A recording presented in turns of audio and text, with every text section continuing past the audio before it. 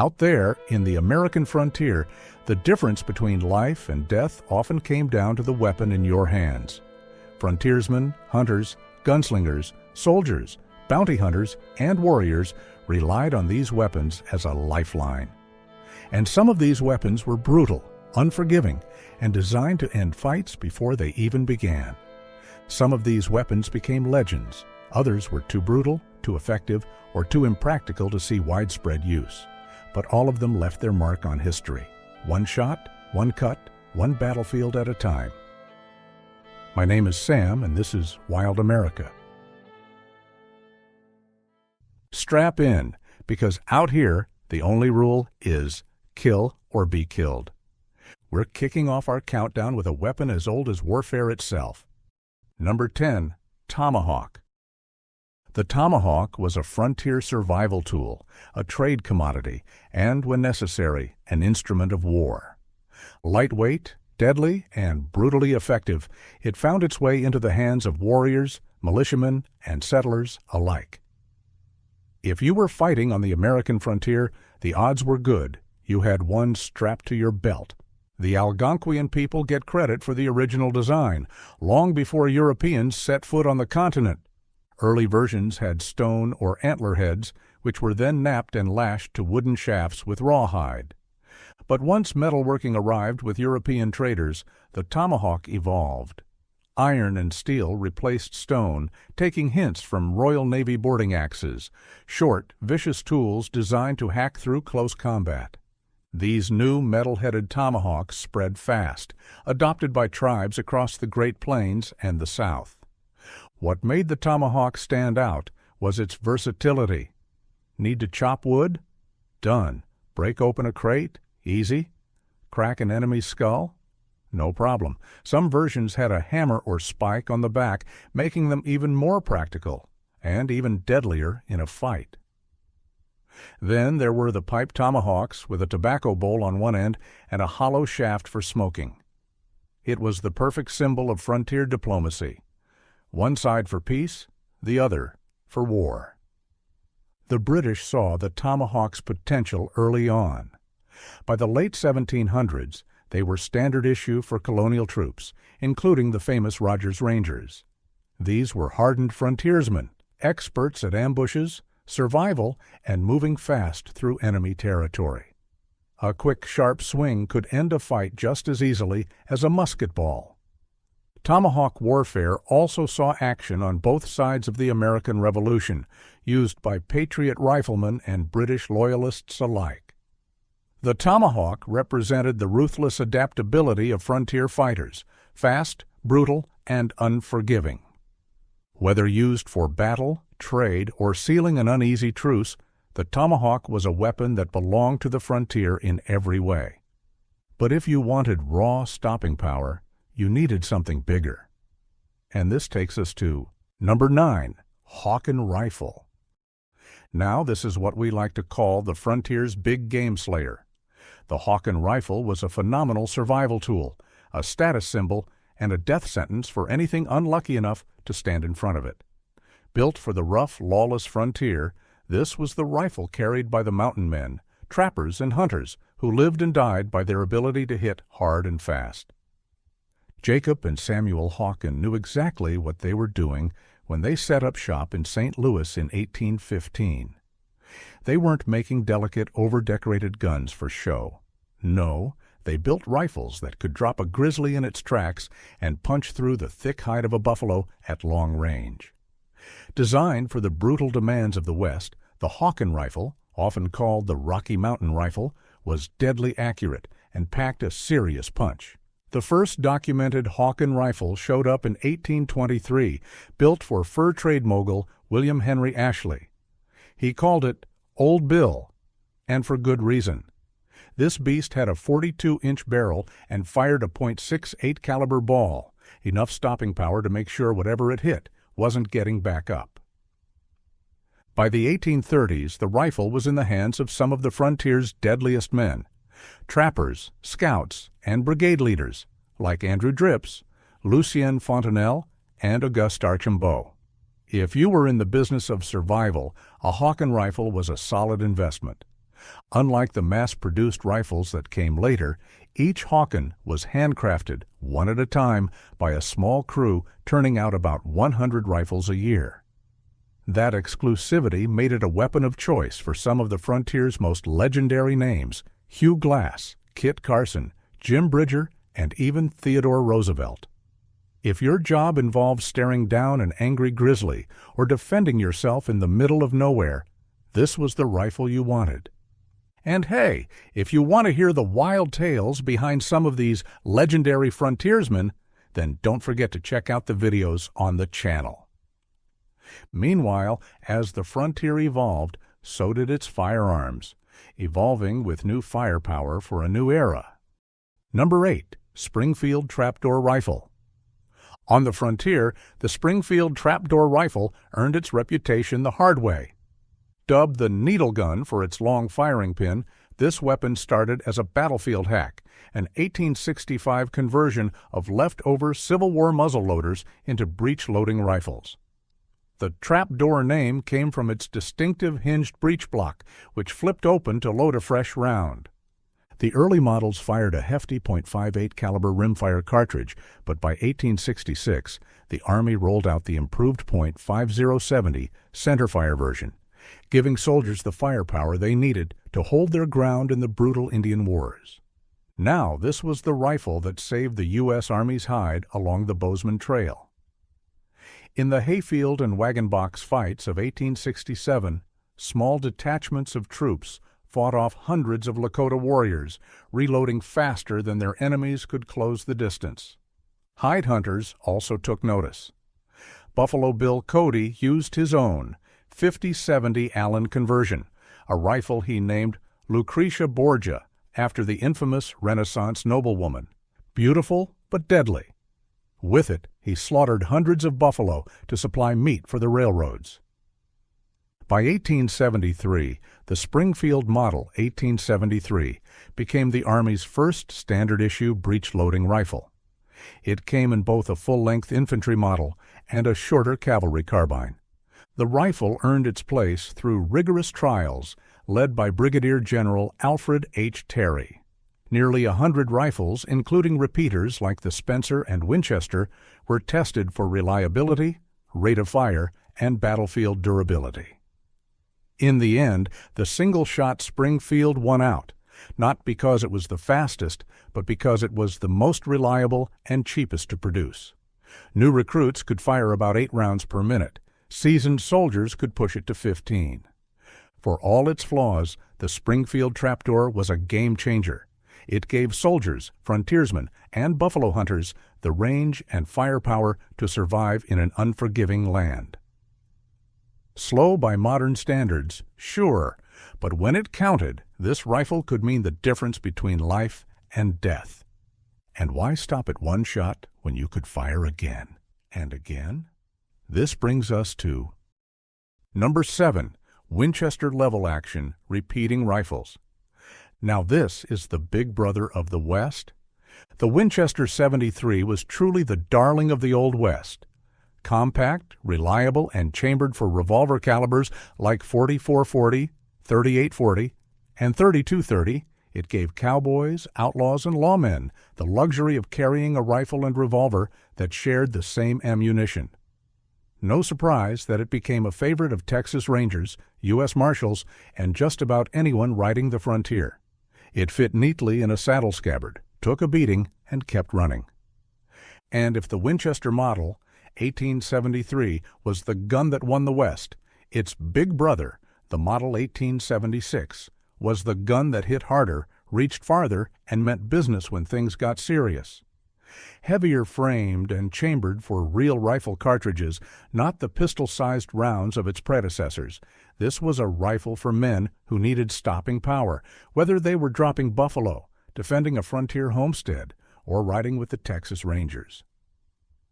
Introduced at the Centennial Exposition in 1876, it was built to handle full-sized rifle rounds, not the lighter pistol cartridges the 73 used. If you were hunting grizzlies or stopping a charging bison, you needed something that could punch through thick hide and muscle.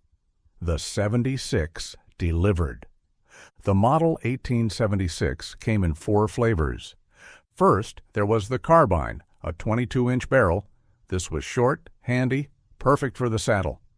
Then there was the Express Rifle, a 26-inch barrel, half-length magazine. This had a balance of firepower and handling. Thirdly, there was the Sporting Rifle, a 28-inch barrel. Now, this was built for serious hunters. And lastly, there was also the Musket, a 32-inch barrel. And this was the military's pick, though not widely issued. If you needed proof that the Model 1876 was built for business, just look at who carried one. There was Theodore Roosevelt, who had a custom-engraved model with a pistol grip and half-magazine, which he used on his early hunting expeditions. Geronimo, the legendary Apache leader, also had a 76 on him when he finally surrendered in 1886. There were a bunch of lawmen and outlaws alike as well. Names like Pat Garrett, Butch Cassidy, Belle Starr, and Billy the Kid all had reasons to trust Winchester steel when the stakes were high. So, in a nutshell, if you were walking into the wild, these were the guns you wanted in your hands. And now, meet the king of one-shot kills at number 6, Sharp's Rifle. Old, reliable, death at a distance. If there was a single-shot rifle that defined the brutality of the American frontier, it was the Sharp's. This was no dainty gentleman's firearm. It was a hard-hitting, bone-crushing, buffalo-killing machine that could turn a target into red mist from a half-mile away. Designed by Christian Sharps in 1848, this beast of a rifle earned a deadly reputation for its accuracy, power, and reliability. By 1874, it had evolved to handle the new breed of powerful metallic cartridges, and its performance on the frontier quickly earned it the nickname Old Reliable. The name stuck not for marketing's sake, but because the Sharps delivered every time. After the Civil War, Sharp's rifles found a new purpose, slaughtering buffalo by the thousands. Hunters used them to drop bison with long-range precision, fueling the hide trade and hastening the near extinction of the American buffalo. The power of these rifles was no joke, firing massive .40 to .50 caliber cartridges. They could punch through thick hide, muscle, and bone like paper. The most serious sharpshooters even took their sport to 1,000-yard Creedmoor matches, proving that the rifle was deadly and devastatingly precise.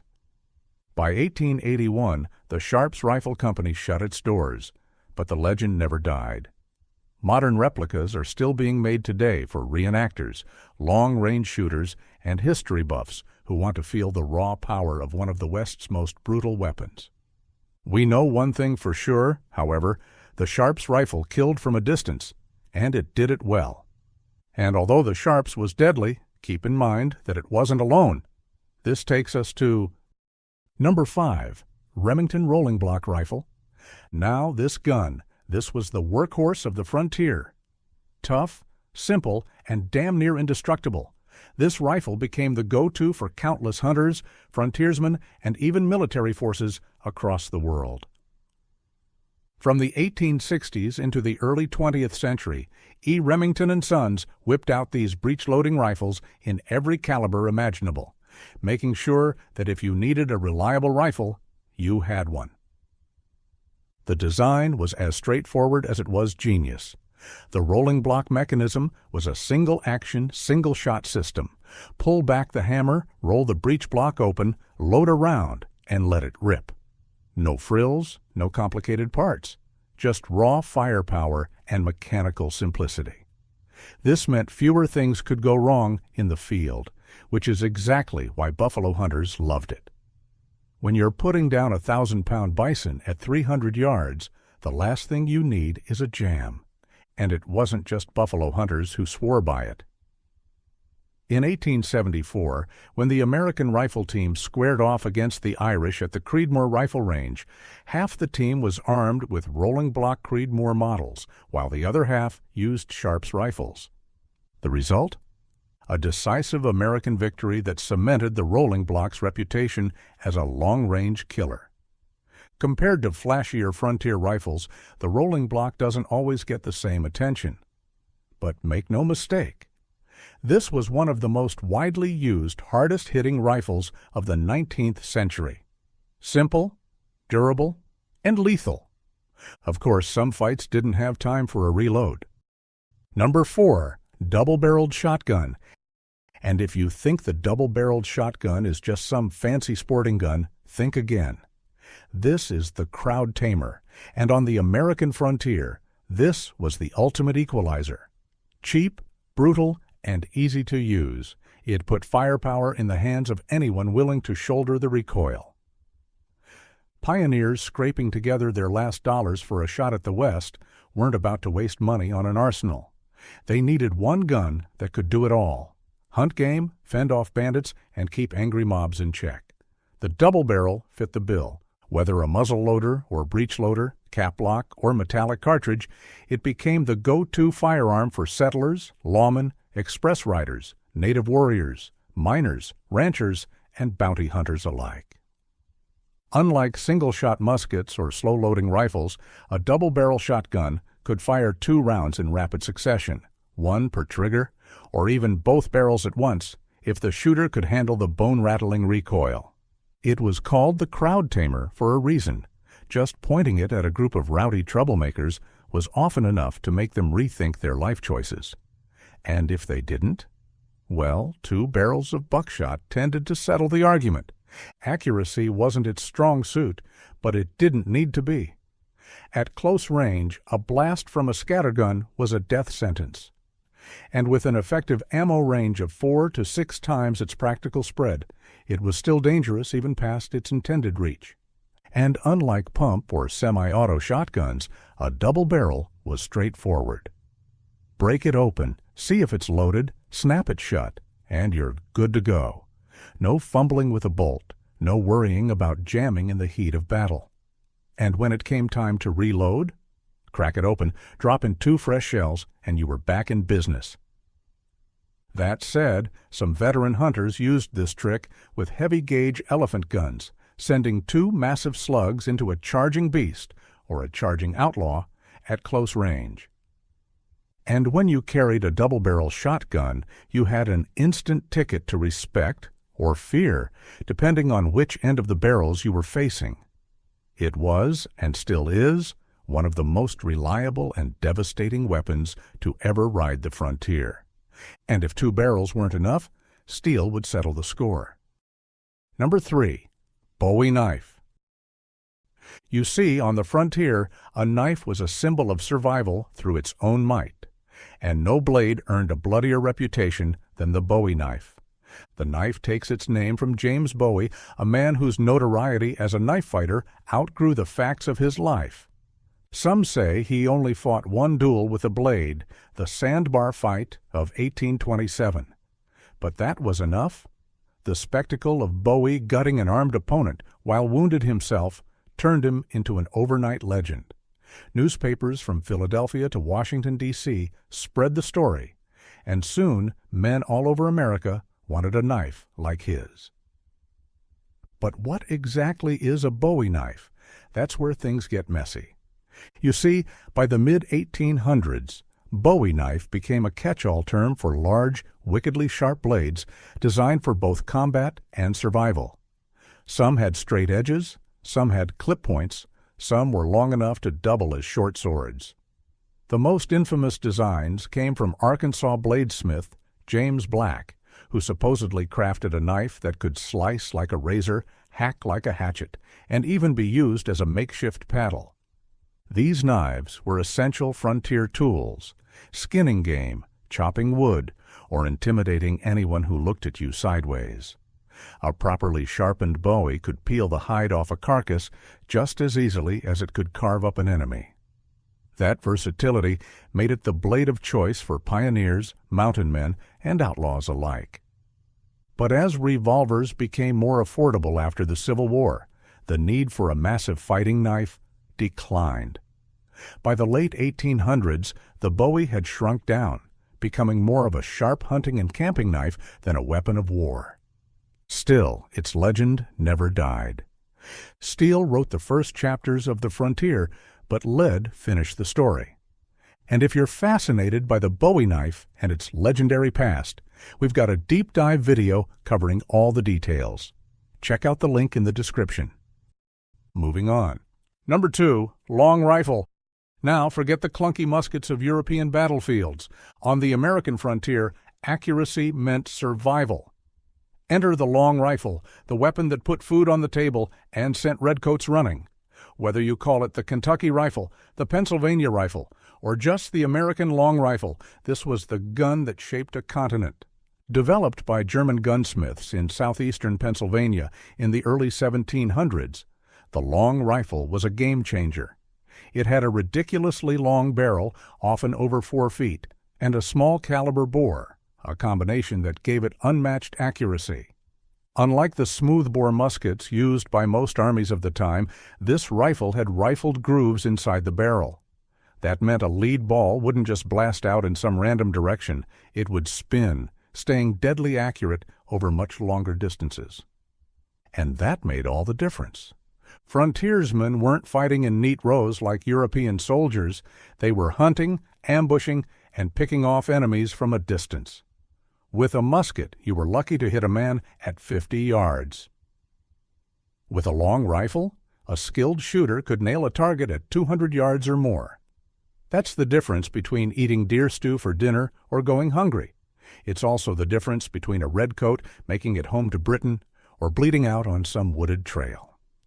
Captain John G. W. Dillon summed it up best in his 1924 book, The Kentucky Rifle. An unknown smith in a shop long since silent fashioned a rifle which changed the whole course of world history, fatally precise, distinctly American. But compared to a musket, the long rifle took longer to reload. You had to jam a tight-fitting lead ball down the barrel every time you fired. And after a few shots, black powder fouled the bore, making it nearly impossible to reload without a thorough cleaning. That's fine when you're picking off deer in the woods, but in a chaotic battle, not ideal. Still, the rifle's accuracy and efficiency made it an absolute necessity for hunters, scouts, and sharpshooters. Soldiers used them in the French and Indian War, the American Revolution, the War of 1812, and even into the Civil War. By the 1750s, frontiersmen carrying these sleek, deadly rifles were a common sight. The long rifle evolved too, larger calibers for bigger game, thicker barrels for durability, even shorter versions like the Hawken rifle, which traded length for portability. But the heart of the long rifle, the idea of precision over firepower, never changed. Some might argue that this was the rifle that built America.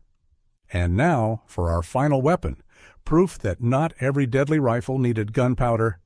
Number 1. Girardoni Air Rifle. Forget black powder and musket balls. In the late 1700s, an Italian gunsmith named Bartolomeo Girandoni designed something straight out of a science fiction novel, the Girandoni Air Rifle. No smoke, no gunpowder, just a deadly .46 caliber lead ball, fired silently with nothing but compressed air. For its time, this was a game changer. While muzzle loaders forced soldiers to stand up and reload under fire, the Girandoni let a shooter stay low and keep shooting. A simple flick of a chamber bar dropped a new ball into place, and the rifle was ready to fire again. No fumbling with powder, no ramrods, just pure mechanical efficiency. The air reservoir, hidden in its club-shaped stock, carried enough pressure to fire 30 rounds before losing power. At full strength, it could hit a target up to 125 yards away, deadly without the telltale bang of a musket shot. But the rifle had one big weakness. Air pressure was tough to maintain on the battlefield. Soldiers had to carry hand pumps or air tanks, a logistical nightmare compared to simply grabbing more gunpowder. In the end, its complexity kept it from widespread military use. But on the American frontier? Different story.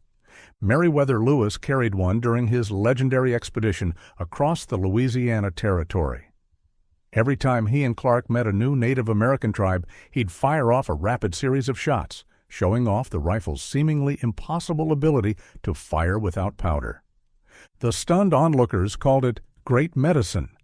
And so, in a land where firepower often meant survival, the Girandoni was as much a psychological weapon as a physical one.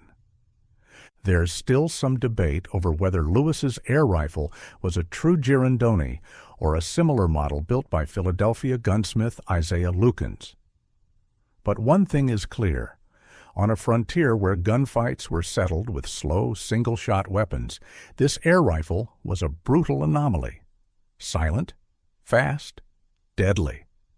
And as we come to the end of today's episode, there's no denying it. The frontier was a brutal place, and all of these weapons made sure only the toughest survived.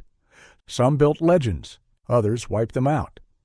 But one thing's certain, when these weapons spoke, history listened. The frontier was merciless. There were no second chances, no room for weakness. If you wanted to survive, you needed the right weapon. And for the mountain men, fur trappers, scouts, and outlaws, one rifle stood above the rest. The Hawken? It was built tough. It was deadly accurate. It was a rifle that could take down a charging grizzly or punch through the thick hide of a buffalo. Jim Bridger carried one, so did Jedediah Smith. With a Hawken in your hands, you were ready for anything. But time passed, the West changed, faster, newer guns took over, the Hawken vanished. But its legend never died. Why was this rifle the king of the frontier? And how did it disappear? My name is Sam, and this is Wild America. Now, let's begin. Part 1, The Rifle That Built Legends. By the early 1800s, the fur trade was a brutal, high-stakes business. It had already fueled wars, built empires, and driven men to the edge of the known world. The demand for beaver pelts in Europe was unquenchable. Wealthy men needed their hats, and beaver fur made the best. The newly explored West was filled with beaver. The Lewis and Clark expedition confirmed it. The rivers and valleys poured with wealth, waiting for anyone with the guts to take it. French traders had already carved out a foothold, bartering with tribes along the Missouri. The Hudson's Bay Company pushed south from Canada, hungry for pelts. But the real game-changer came from two men, William H. Ashley and Andrew Henry. They had a different idea. Instead of paying trappers a wage, they'd supply them with gear and send them into the wilderness on their own. And whatever furs they brought back, Ashley took a cut. Ashley put out the call in 1822 saying, "Wanted 100 able-bodied men to ascend the Missouri and trap in the western mountains. Payment in fur." They came in droves, hardened men, survivors. They were called Ashley men. They, however, called themselves mountain men, the kind who didn't flinch at starvation, native raids, or the bone-crushing cold of a mountain winter. They weren't entirely employees. They were more of free trappers, and they lived by their own rules. They set out in spring, worked the streams for months, and wintered deep in the wilderness. In summer, they'd gather at the rendezvous, an all-out festival where whiskey flowed, pelts traded hands, and fortunes were made or lost in a single bet. But out there, beyond the settlements, beyond the law, survival came down to a few things: skill, instinct, and a damn good rifle. And that's where the Hawken came in. In 1822, just as the fur trade exploded, a gunsmith named Samuel Hawken arrived in St. Louis. He and his brother Jacob had a shop that turned out solid rifles. Their guns weren't just for show. These rifles were built for men who had no margin for failure. A Hawken rifle wasn't fancy, but it did exactly what was needed. It fired a large caliber ball that could take down a buffalo or a man in one shot. And it was accurate enough to make a long-range kill when getting close. Wasn't an option. Trappers took notice. Orders flowed in. By the 1830s, if you were heading into the Rockies, you wanted a Hawken. Some even called them Hawken Rocky Mountain Rifles. It became the mountain man's rifle of choice, the trusted companion of those who dared to push into the unknown. Some of their earliest rifles still exist: long Pennsylvania flintlocks, elegant but outdated for the rough frontier. You could see that old-world training in early Hawken rifles, the slight hump in the comb line, a leftover from their father's style. Later models stamped J and S Hawken, St. Louis, refined the design. Shorter, stronger, built to handle the West. By the 1840s, the world changed, and the mountain men had nowhere left to go. Beaver was out, silk hats took over, and the demand for fur collapsed almost overnight. Some say it was European markets shifting. Others blame the rising costs of hauling pelts from deep in the wilderness. Either way, the money dried up. No profit meant no supply caravans. The last great rendezvous happened in 1839 on the Green River. After that, the traders stopped coming. The mountain men, once kings of their domain, had to come down from the high country. Jim Bridger, who'd left St. Louis in 1822 as a young trapper, returned after 17 years in the wild. Others refused to go back, but with no furs to trade, no money to make, they had to find a new way to survive. Some turned to guiding settlers west. Others joined their wives' tribes and lived out their days among the natives. A few drifted to Oregon or California, starting farms in lands that were still open and untamed. The rest, those unwilling to settle, turned to crime, rustling horses in California and Mexico, living as outlaws in a land that had no more place for them.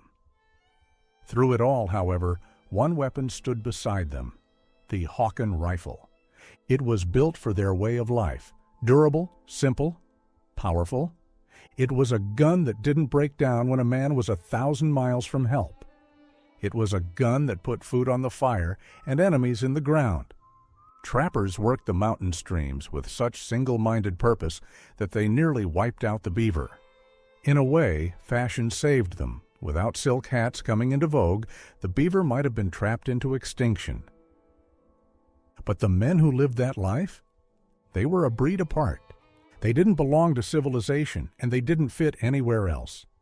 They built their own rules, answered to no one, and lived by the edge of a blade and the flash of gunpowder. They risked everything for furs, for freedom, for the simple fact that they didn't know how to live any other way. Many died out there, lost to the wild frontier. Some disappeared in ambushes or battles, others in nature's fury. They faced charging beasts, brutal storms, and the unforgiving sun.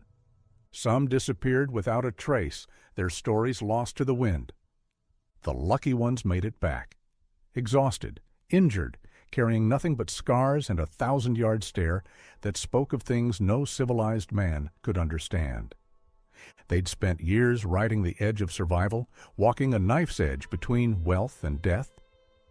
And when they returned, they not only brought pelts back with them, they also carried a piece of the frontier itself. A man who'd lived in the wild that long never truly came back. The mountain men who roamed the frontier, men like Carson, Bridger, Tobin, Meek, and Fitzpatrick, these men left behind legends. Their names may have been recorded in history, but one thing often gets left out: the rifles they carried. A man's gun was his lifeline, and for many, that gun was a Hawken. But the Hawken had limits. It was a single-shot muzzle loader. No matter how accurate or powerful, it gave you one shot. In a fight, that wasn't always enough. Against a charging grizzly or a band of warriors on horseback, speed mattered. The men who lived long enough to see breech-loading rifles knew this. When new weapons hit the market, faster loading, multi-shot firearms, many made the switch without hesitation.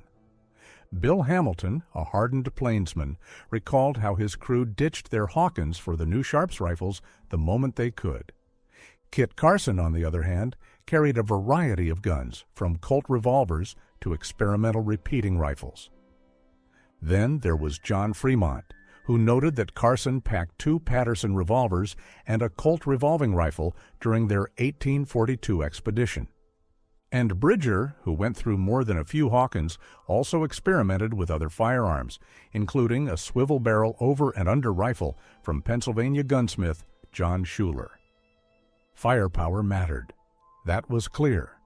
Even notorious mountain man liver-eating Johnson killed to get his hands on a modified Spencer rifle, which was rebuilt in the Hawken shop, but it was still no match for the sheer stopping power of a true Hawken. Now, one rifle with a clear history is the Hawken owned by Mariano Modena, now preserved in the Colorado Historical Museum.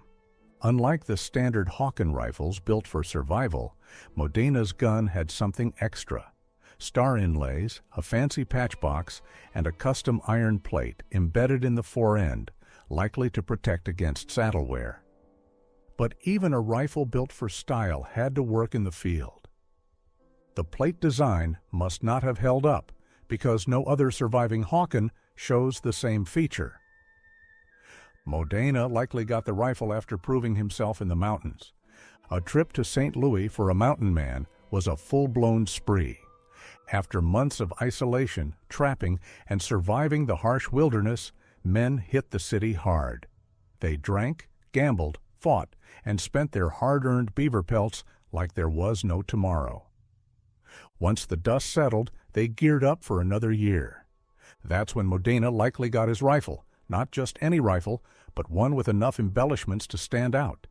General Jones, who later owned the gun, said it was bought in 1833. Maybe, but looking at the details, the craftsmanship points to a slightly later date.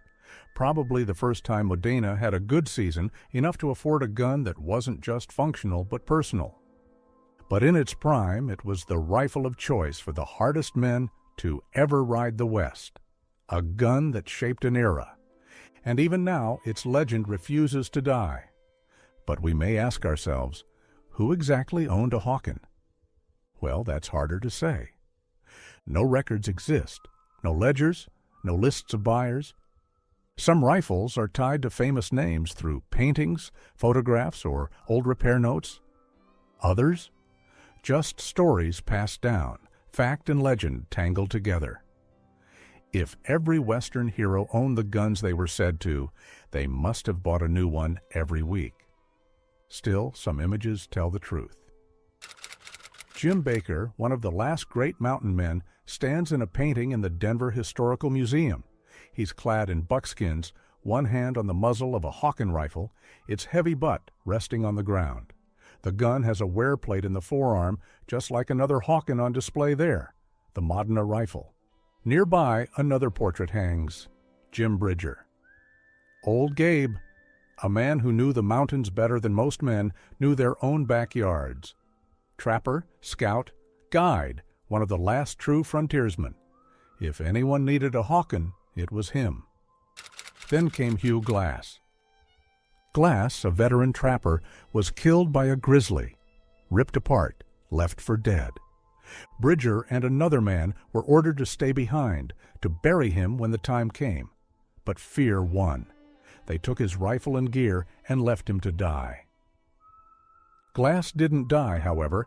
He crawled across hundreds of miles of wilderness, half dead, clinging to life through sheer will. And when he made it back, he wanted revenge. And that was just the beginning. See how Hugh Glass defied death and hunted down those who left him behind. Watch the full episode now on our channel. And if you want even more legendary survival tales, we have over 9 hours and 30 minutes of Jim Bridger's incredible 50-year journey through the untamed wilderness, only on our channel. Bridger was a trapper, an explorer, a scout, a guide for the pioneers who came after. He was the first white man known to set eyes on the Great Salt Lake. When the Mormons needed a path west, he led them. When the army needed someone who knew the land, he was the man they called. He spent many years covering ground from Canada to Colorado, from the Missouri River to what's now Idaho and Utah. He fought, he traded, he survived. And through it all, men like him carried the Hawken. And let's not forget about Kit Carson. In 1835, Carson, already a hardened trapper, cemented his reputation with a single gunfight at a mountain rendezvous. A very tall French bully pushed too far, and Carson didn't back down. Pistols drawn on horseback, they fired at point-blank range. Carson took a grazing shot, but his bullet tore through the Frenchman's arm, ending the fight and the man's reign of terror. This moment was just the beginning. By 1842, Carson was scouting for John C. Fremont, mapping the West, his name becoming legend. And guess what rifle he trusted most? That's right, the Hawken. He wasn't alone, though. Fellow mountain man Thomas Tobin, connected to Carson by blood and trail, also carried a Hawken, as seen in a surviving photo, gripping the long-barreled rifle that defined the West. Part 2, the St. Louis Riflemakers. St. Louis, 1815, a muddy river town on the edge of civilization, fur trappers, traders, and fortune seekers all passing through, heading west. Among them, Jacob Hawken, a gunsmith with a vision. He set up shop, hammering out rifles that could take the brutal frontier. The Hawkens refined, reinforced, and reimagined the long rifle, making it shorter, tougher, and deadlier. They scrapped the full-length forestock, adding a metal rib and thimbles for the ramrod, increasing durability. They lengthened the upper tang, tying it to the trigger bar with 2 screws, eliminating a common weak spot in muzzle loaders. Their shop, stamped J. and S. Hawken, St. Louis, became a landmark. By 1838, the business had grown. The Hawken brothers ran a full-scale operation at 31 Laurel Street, with Samuel managing a retail store down the road. They were refining an icon. The flintlock ignition likely powered their early models, but as technology progressed, they adapted. When the percussion cap system took over, they moved with the times. Their rifles kept evolving, staying ahead of the wilderness. The rifles were also battlefield tested.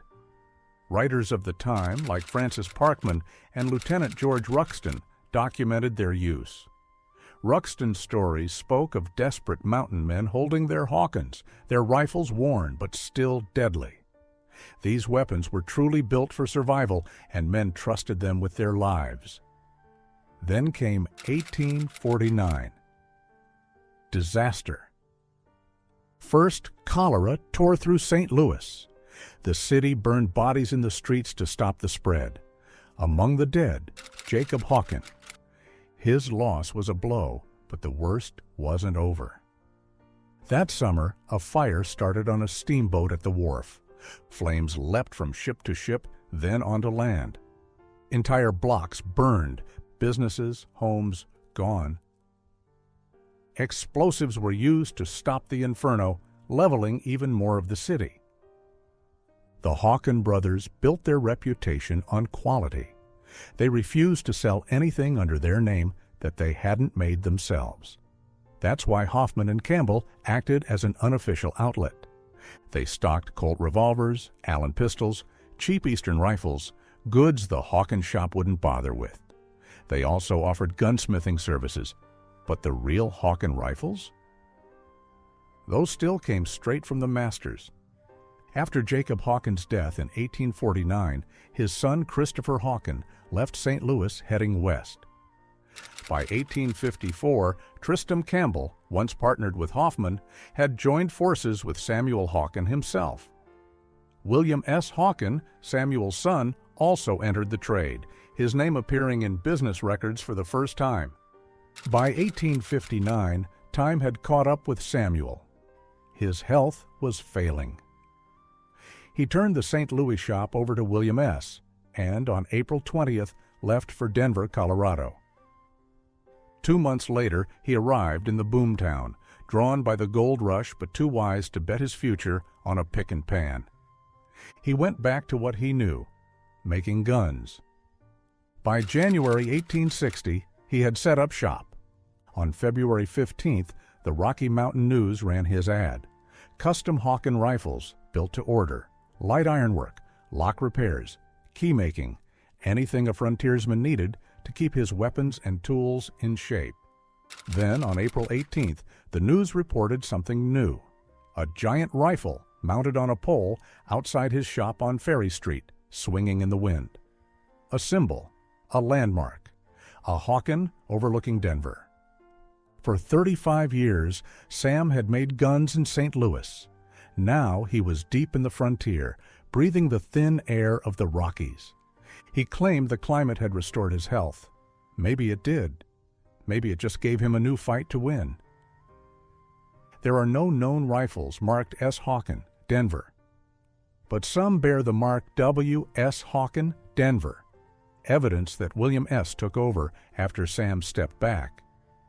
Meanwhile, back in St. Louis, William S. worked to sell off the last of the Hawken interests. By the early 1860s, the business changed hands.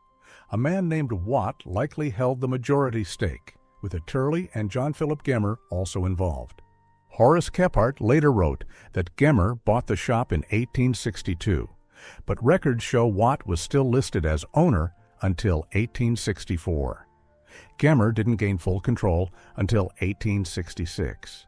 The business survived under Gemmer's ownership until 1915, when he finally closed the doors for good. The last ember of the Hawken shop went cold. Samuel Hawken's life traced the evolution of firearms, from flintlocks to breech-loading repeaters that eventually outpaced his own designs. But in their time, Hawken rifles set the gold standard, accurate, powerful, and tough enough for the frontier. No breech loader could match their raw dependability in the wild. Hawken saw St. Louis grow from a river town to a city, watched settlers push west, and lived through an age of pioneers and warriors. Yet through it all, his rifle remained the mountain man's weapon of choice. A monument stands over his grave in Bellefontaine Cemetery, but his true legacy lives in the hands of those who carried his rifles into the Wild West. Part 3. The Early Hawken Rifle. The key to aging a Hawken is the breech. The ignition system was everything. The Hawkens spent years perfecting it, tweaking the nipple seat, refining the snail, making each shot more reliable. Early models had flaws. Caps misfired, flash burned away metal, corrosion crept in. And by the time Sam Hawken hung up his tools, the design was near perfect. The years 1825 to 1830 were crucial.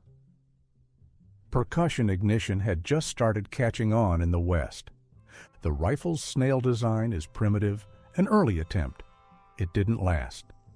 The cap sprayed everywhere, eating away at the barrel. Nevertheless, later models fixed that. You see, most Hawken rifles bore their maker's name on the barrel, just behind the rear sight.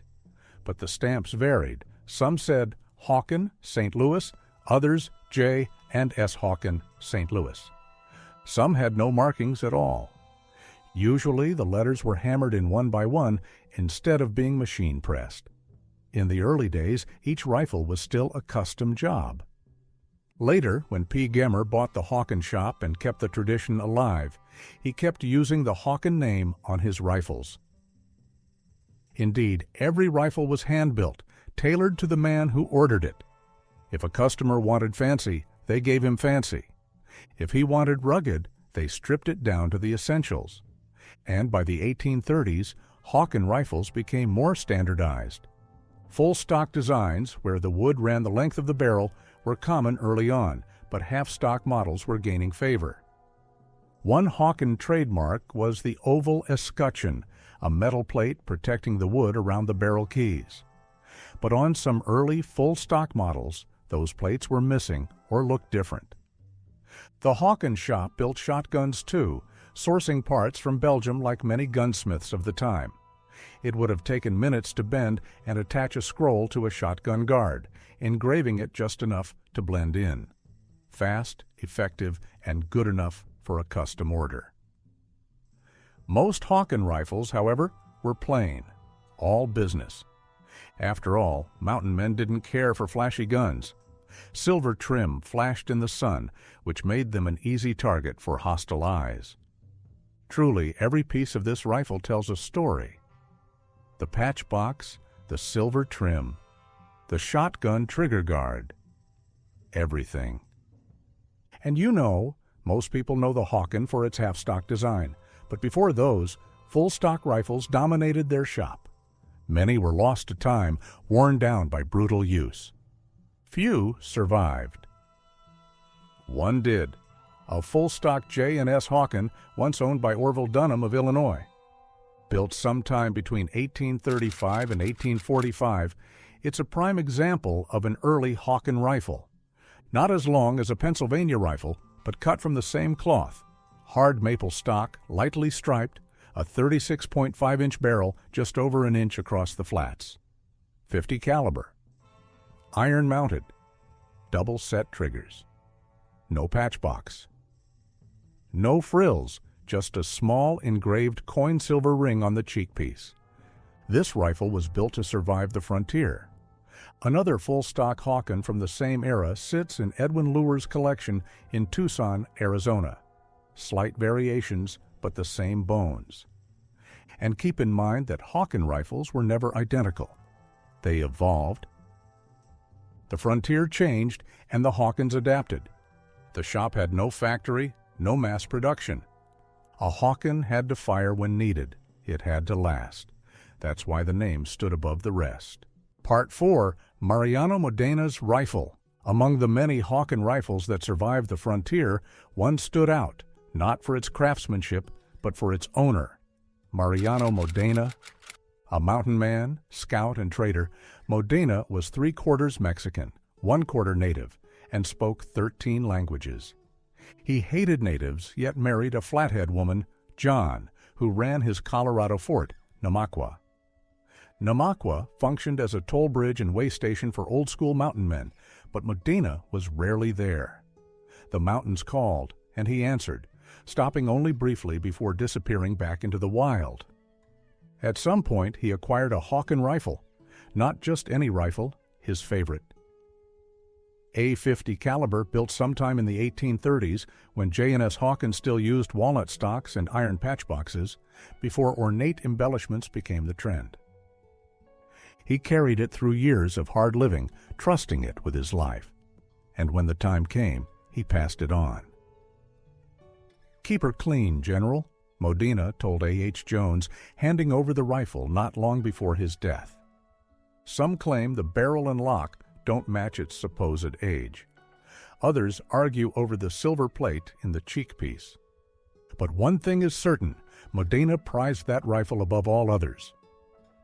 And by the time Sam Hawken set up shop in Denver, Mariano Modena had carried his rifle for 25 hard years. He wasn't trading it in, he wanted it rebuilt, stronger. And Sam was just the man for the job. A bigger barrel, better for buffalo, was the first upgrade. 58 caliber, crisp markings, no corrosion. Hawken fitted expertly, carving the stock to match. The original rear sight stayed, but S. Hawken was stamped at an odd angle, likely added later. The lock and triggers needed work. The double-set trigger design was standard, but the lock was tricky. The usual Hawken lock was too big, but an Adolphus Meyer lock fit perfectly. Its oval A, Meyer, St. Louis. Stamp confirming the source. The forearm wear plate, fastened with 14 small nails, was a reinforcement, similar to Jim Baker's Hawken. Modena's rifle carried the scars of the frontier, scratches, dents, nicks. No replica could fake those marks. They were earned, just like the men who carried them. Part 5, Engraved Hawken Rifles. Every summer, caravans dragged them west, along with powder, shot, and the gearmen needed to survive. Prices were extreme. Lose your rifle?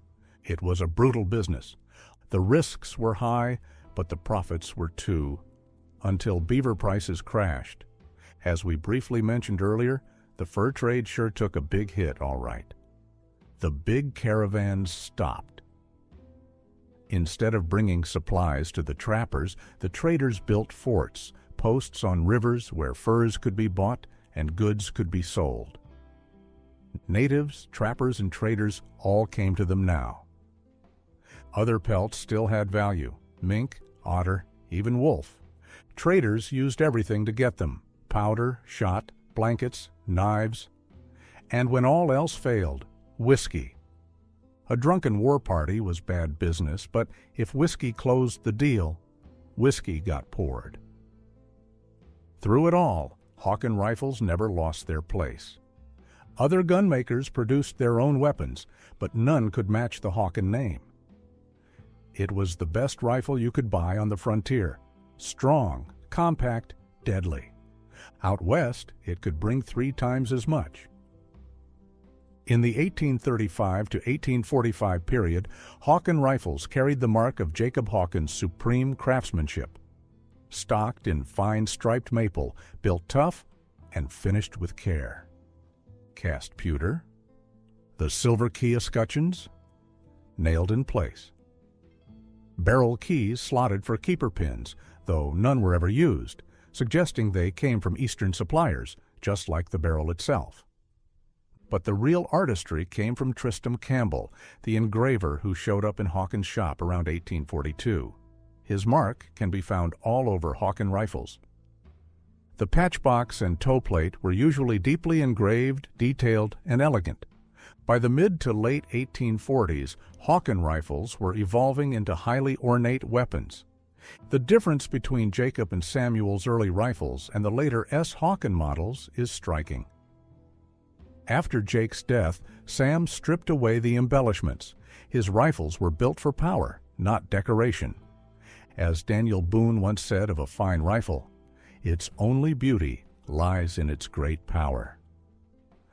Robert May of Chapman, Nebraska, owns several J and S Hawken rifles that follow this ornate trend. His rifle is .55 caliber with a barrel originally around 34 inches, later shortened to 28 inches. Stamped behind the rear sight with J and S Hawken, St. Louis. The craftsmanship is pure Hawken. The patent-hooked breech, tang, toe plate, and patchbox, all heavily engraved, unmistakably the work of Tristram Campbell. The side-opening patchbox is unique, engraved with a charging buffalo, its lid released by a hidden button in the toe plate. The lock is stamped Wolf and Bishop, warranted. The hammer was altered, likely for better fit in a scabbard or easier removal from a gun cover. The patent breech is intricate, proving that the Hawken shop could handle complex work when needed. Part 6, a mountain man's favorite. Most Hawken rifles settled around .50 or .53 caliber, which ended up weighing about 10.5 pounds. Enough punch to take down game or an enemy, but light enough to carry through endless miles of brutal terrain. You see, every ounce counted. A rifle was just part of the load. Powder horn, pouch, knives, pistols, tools, food. A mountain man didn't carry more than he had to, because he already carried too much. A rifle that kicked like a mule because it was too light for its load was utterly useless. A rifle that was too heavy to move with was deadly in the wrong way. The Hawken, however, struck the middle ground, strong enough to endure, light enough to carry. Most who went into the mountains never made it out. Some died from stupidity, some were overrun, some just disappeared. But the ones who survived? They adapted. They packed smart, carried only what mattered, and left behind anything that didn't pull its weight. And just a little more in case disaster struck. Because out there, disaster always struck. Speaking of packing smart, some didn't. Don't forget to check out our episode on Chris McCandless and the fatal lesson of what happens when the wild doesn't forgive. And that's the difference. Survival is all about what you carry and what you don't. Try lugging 50 .58 caliber lead balls for a few days. Feel how your shoulder drags from the weight of a loaded pouch. A pound of lead makes about 32 balls for a .53 caliber and 40 balls for a .50. A trapper's powder horn carried around 1.5 pounds of black powder. Each shot took roughly 100 grains. Even if he recovered some lead from past shots, a hunter needed nearly 100 balls to make full use of his powder supply. That's what he carried on his person.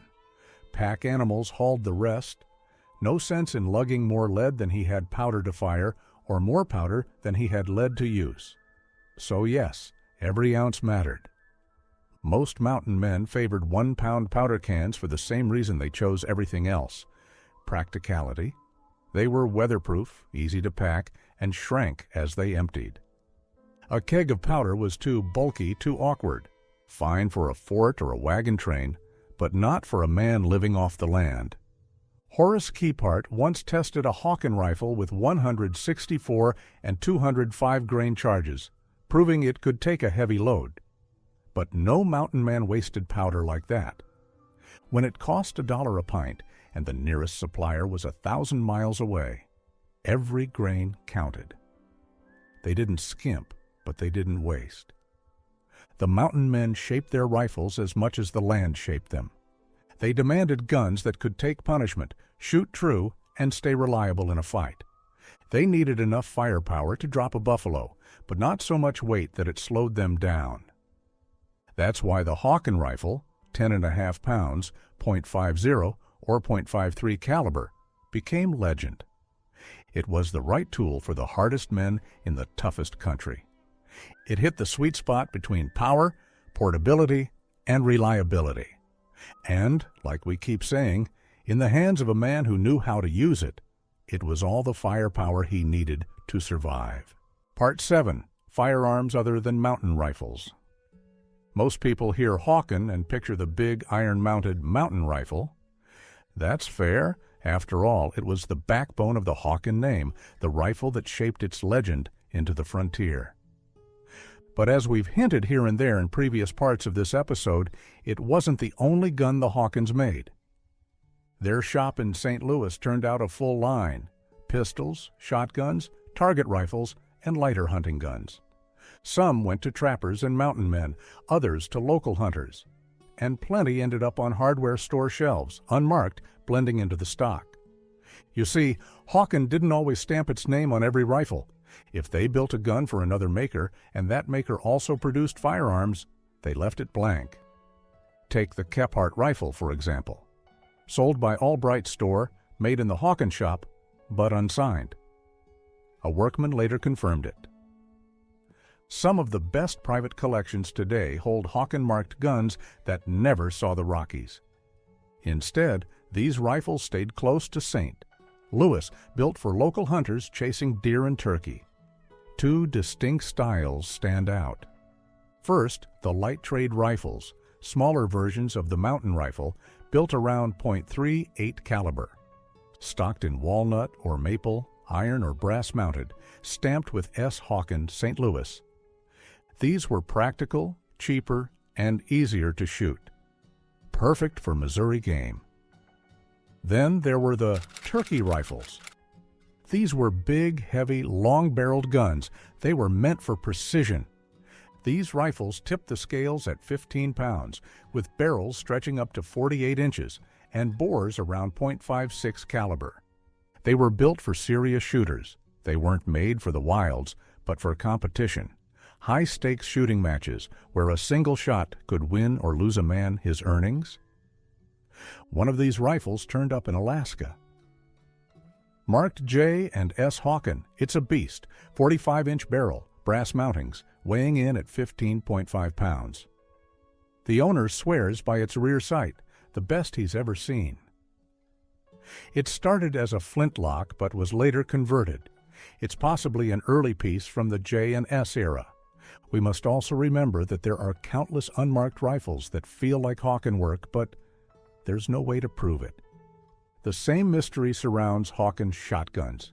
They're mentioned in advertisements, but no confirmed, marked specimen has ever surfaced. That silence speaks volumes. If the Hawkens ever stamped their name on one, surely one would have turned up by now. That didn't stop collectors from searching, however, and after years of looking, one finally surfaced. An unmarked, long-barreled shotgun, aged under years of grime and rust, hanging forgotten in an old barn. To the trained eye, its construction and craftsmanship practically screamed Hawken. It had the hallmarks, precise joinery, a certain sharp elegance. Experts had no doubt. Then came the final proof. Inside the lock plates, a name, T. Gibbons. The search was over. This was it, a true Hawkins shotgun.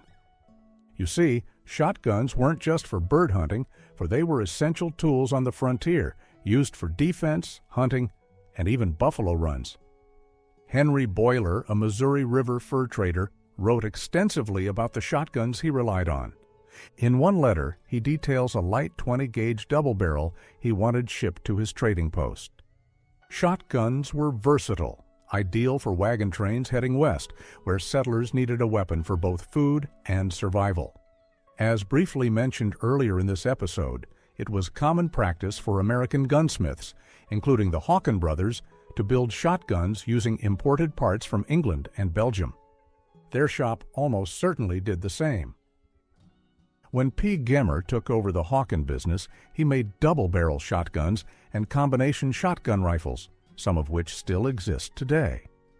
His guns bore his mark. If the Hawkins had ever marked their shotguns, one would have turned up by now. Unfortunately, history's full of mistakes, and plenty of real guns have been tossed aside as fakes by people working off too little information. Take Colt revolvers, for instance.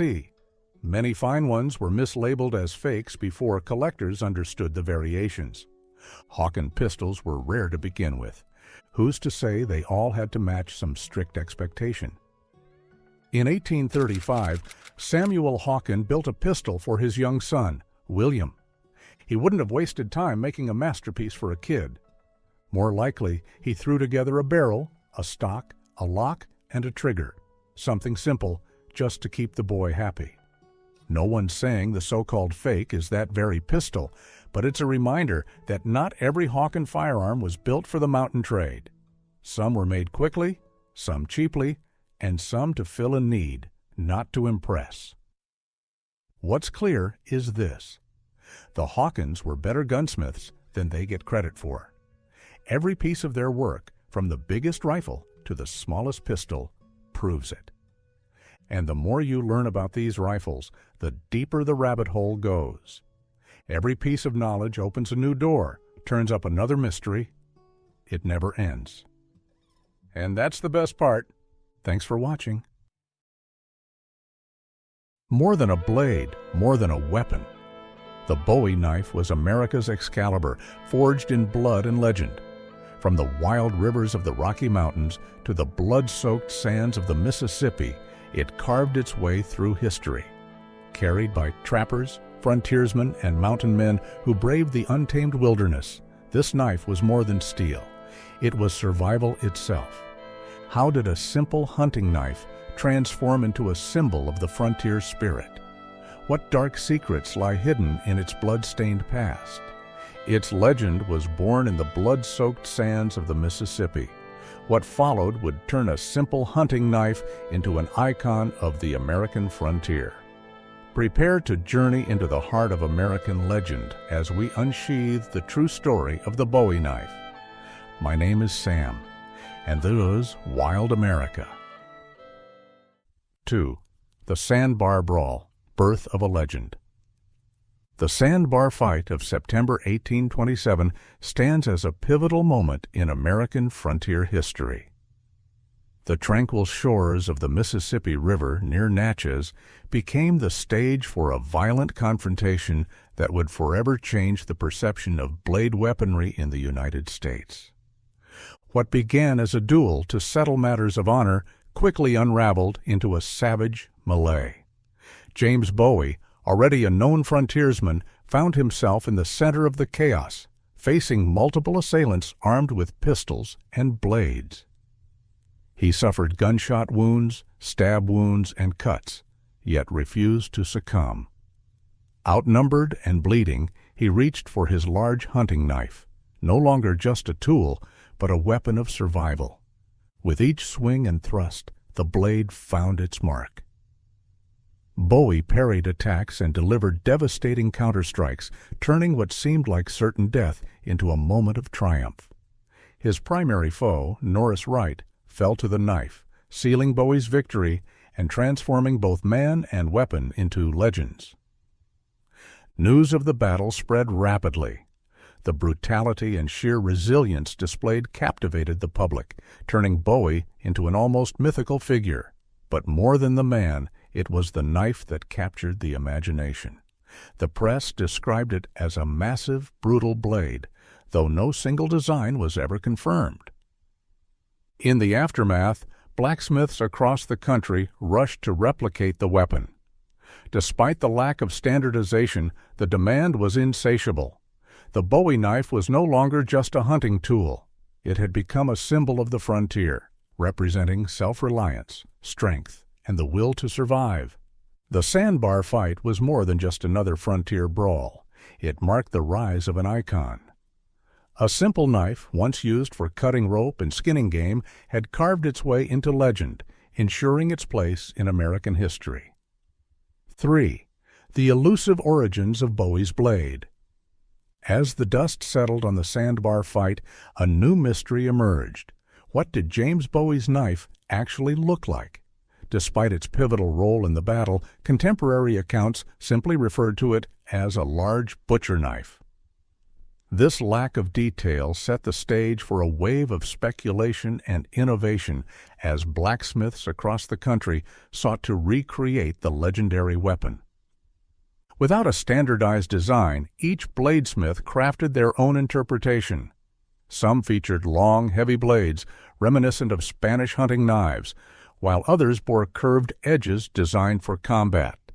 The result was a vast array of Bowie knives, each claiming to be the definitive version. One name that consistently surfaced in the knife's lore was James Black, a master craftsman often credited with refining or even creating the iconic Bowie knife. His secret tempering process, known as the hickory test, was legendary. Black would whittle a seasoned hickory block for an hour to test a blade's strength. Only those that retained a razor-sharp edge were deemed worthy. His knives, famous for their durability and cutting power, became highly sought after. The Bowie knife's reputation grew alongside the mystery surrounding its origins.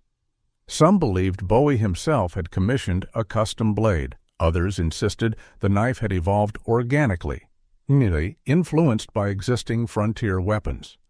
What was certain, however, was that its legend had outgrown any single design. The Bowie knife was no longer just an object. It was an idea, an embodiment of the rugged American spirit, forged in steel and myth. The knife that cuts twice, design and function. The Bowie knife's reputation was not built on legend alone. It was a masterpiece of brutal efficiency. Its most defining feature, the clip point, enhanced its piercing ability, making it ideal for thrusting attacks. This design, combined with a false edge along the top, allowed for devastating backhand slashes, giving its wielder a deadly advantage in close combat. The knife's weight distribution made it both powerful and nimble. Balanced between blade and handle, it allowed for quick, precise strikes, while its sharpened edges could cut deep from multiple angles. More than just a weapon, it remained a versatile survival tool, equally effective for skinning game, cutting wood, and defending against threats. Mountain men, the ultimate frontiersmen, favored the Bowie knife for its ability to handle the brutal realities of wilderness life, whether fighting off predators, dressing a bison, or crafting shelter in the unforgiving wilds. As its popularity grew, so did its design evolution. Early versions lacked a handguard, but combat experience proved the need for added protection. Soon, Bowie knives featured a sturdy crossguard, shielding the wielder's hand from sliding onto the blade during intense fights. This modification cemented its status as both a practical tool and a weapon of war. The knife's size struck a delicate balance, large enough to intimidate, yet compact enough to carry. In the right hands, it became more than just a blade. It was a last line of defense, an extension of a fighter's will. Against guns that misfired or ran out of ammunition, the Bowie knife never failed. From its battlefield effectiveness to its everyday utility, the Bowie knife proved itself as the ultimate frontier tool, an icon forged by necessity and perfected by survival. 5. The Bowie knife and the mountain men. In the vast, untamed wilderness of the American frontier, survival depended on the tools a man carried. For the mountain men, those hardened trappers and explorers who pushed into the uncharted West, the Bowie knife was more than a weapon. It was an essential companion, as vital as a rifle or a tomahawk. Life in the wilderness was unforgiving. Every day presented new challenges, from skinning a fresh kill to carving wood for a fire, from crafting shelter in the dead of winter to defending against both wild beasts and hostile foes. The Bowie knife proved itself invaluable in every aspect of frontier life. Its heavy, razor-sharp blade could dress a buffalo as efficiently as it could cut through thick underbrush. In close-quarters combat, where a split second could mean life or death, it was often the last line of defense. Many renowned mountain men favored the Bowie knife, not just for its practicality, but also for the statement it made. Jeremiah Liver-Eating Johnson, one of the most feared and legendary figures of the frontier, was known to wield one in combat, both against enemies and the harsh elements of the Rockies. Some accounts suggest that his knife was customized to his needs, adapted for both survival and battle. The fictionalized version of Sam Minard, inspired by the real-life mountain man John Johnston, was often depicted carrying two Bowie knives, one for daily tasks and another reserved for the brutality of combat. These rugged men often sought out blacksmiths to forge knives that suited their specific needs. There was no universal Bowie knife among them. Each blade varied in size, shape, and material, tailored to the man who carried it. Some preferred long, narrow blades for skinning game, while others favored heavier, broader designs for chopping wood or fighting off attackers. The handles were commonly crafted from bone or antler, materials chosen for their durability and natural grip, ensuring the knife could withstand the harsh conditions of the frontier. Yet, beyond its utility, the Bowie knife became a symbol of the mountain man's independence. To carry one was to embody the spirit of self-reliance, to be prepared for anything the wilderness could throw at you. A well-crafted Bowie knife was more than just steel. It was a statement of survival, skill, and defiance against the wild. Even as firearms improved, the knife remained a trusted tool, a blade that had carved its place not just in the rugged landscapes of the frontier, but in the legend of those who tamed it. If you want to dive deeper into the survival skills of the mountain men, check out our video on how these legendary frontiersmen mastered the wild. From fire-making to tracking and hunting, their techniques were as essential as the steel they carried. You'll find the link in the description. 6. James Black, the shadowy master of steel.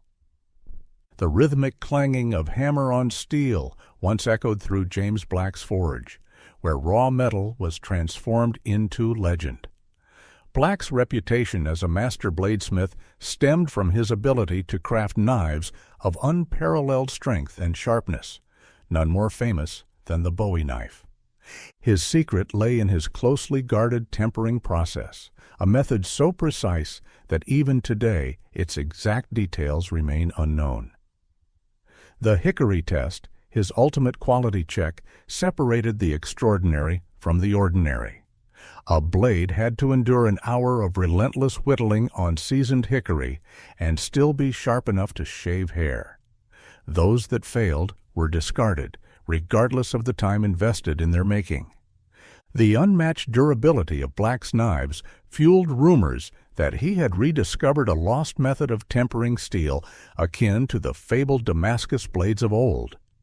Even Governor Jones of Arkansas was convinced that Black possessed knowledge beyond his time, yet the bladesmith himself claimed his skill came to him unbidden, as if whispered by some higher power. But genius often comes at a price. In his later years, Black fell into blindness and poverty. He was taken in by Governor Jones's family, but his legacy suffered a cruel fate. When asked to document his secret process, he found himself unable to recall it. The knowledge that had once flowed so effortlessly through his hands was lost forever. James Black's craftsmanship had elevated the Bowie knife from a simple hunting tool to an icon of the American frontier. Though his techniques died with him, his influence lived on in every blade forged in its image, a silent testament to the brilliance of a man who turned steel into legend. The Alamo's Last Stand, Bowie's Final Fight. The weathered walls of the Alamo hold more than history. They guard the echoes of James Bowie's final stand. In February 1836, as General Santa Anna's forces surrounded the fortress, Bowie lay bedridden with typhoid fever, too weak to fight on his feet. Yet even in his fragile state, his name alone inspired fear among the Mexican soldiers. Accounts of his last moments remain clouded in uncertainty. Some say he lay in his sickbed, wielding his famous knife to the very end, cutting down enemies as they stormed his room. Others claim that his legend alone made soldiers hesitate before finally overwhelming him. What is undeniable is that the Alamo marked both his death and his transformation into a symbol of defiance. Adding to the mystery is the fate of his legendary knife. Some say it was taken as a trophy. Others believe it was lost in the chaos of battle. Whatever the truth, the blade, like its master, was never seen again. Bowie's death at the Alamo cemented his place in American folklore. The man and the knife became inseparable in myth, each reinforcing the other's legend. The image of Bowie, dying yet unbroken, knife in hand, embodied the relentless spirit of the frontier. Even today, the Bowie knife remains more than just a weapon. It is a relic of a time when courage and steel shaped the fate of nations. 8. Frontier Justice, the Bowie knife in law and disorder. In the untamed frontier where formal law was scarce, the Bowie knife became both a weapon and a warning. A man with a Bowie at his hip needed no introduction. His reputation often spoke louder than steel. In saloons and dusty streets, the mere sight of the blade was enough to settle disputes before a single drop of blood was spilled. Brutal duels, known as Bowie knife fights, became infamous for their sheer ferocity. Unlike the gentlemanly pistols at dawn encounters of the East, these were savage, up-close battles where only one man walked away. The knife's distinctive clip point and heavy blade gave its wielder a deadly edge, making it a preferred weapon in frontier feuds. Lawmen, traders, and settlers alike relied on the Bowie knife for survival. It was as indispensable for skinning game and cutting wood as it was for self-defense. Yet its violent reputation also led to legal restrictions. Towns passed ordinances banning its carry, recognizing its role in street brawls and assassinations. Enforcing these laws, however, was another matter. On the frontier, a well-armed man was often the only law that mattered. The knife's deadly efficiency earned it the nickname Arkansas Toothpick, a term both humorous and menacing. It became a symbol of frontier justice, where survival often depended on the strength of one's arm and the sharpness of one's blade. For those who carried it, the Bowie knife was more than a tool. It was a statement. In a world where justice was often personal, a well-forged blade could mean the difference between life and death. 9. From Frontier to Battlefield, the Civil War Years. As the dust of the frontier settled, the Bowie knife found itself in a new war, the American Civil War. No longer just a weapon of personal survival, it became a tool of battle, carried by soldiers into the bloodiest conflict in American history. Confederate troops, in particular, saw the Bowie knife as a symbol of their frontier heritage. Many carried it as a backup weapon, knowing that when guns failed or ammunition ran out, steel remained their last defense. Its piercing clip point and heavy blade made it lethal in close-quarters combat, where split-second decisions meant life or death. Yet its usefulness extended beyond the battlefield. Soldiers used their bowies for everything, from cutting rations to clearing brush, making it as essential as their rifle. Some even modified it into the Alabama pike, a fearsome spear-like weapon that combined reach with deadly slashing power. Despite its effectiveness, the Bowie knife's role in combat declined as the war progressed. Firearms became more reliable, and battles were increasingly fought at longer ranges, reducing the need for hand-to-hand weapons. By war's end, the Bowie knife had transformed once again from a battlefield necessity to a relic of an earlier era. Even so, the blade remained an enduring symbol of the fighting spirit. Long after the last cannon fired, veterans kept their bowies as reminders of the chaos and courage of war. 10. The Bowie knife in popular culture, shaping the American mythos. Long after its frontier days, the Bowie knife carved its way into the heart of American folklore. What began as a tool of survival and war became a cinematic icon, immortalized in dime novels, Hollywood films, and larger-than-life legends. In the late 19th century, dime novels transformed Bowie into a mythical hero, his knife exaggerated into a nearly supernatural weapon. Stories like The Bowie Blade of the Brazos painted him as an invincible frontiersman wielding steel that could split bullets mid-air. These tales, often wildly inaccurate, fueled the knife's legendary status. As America moved into the 20th century, the Bowie knife found new life in Hollywood's golden age.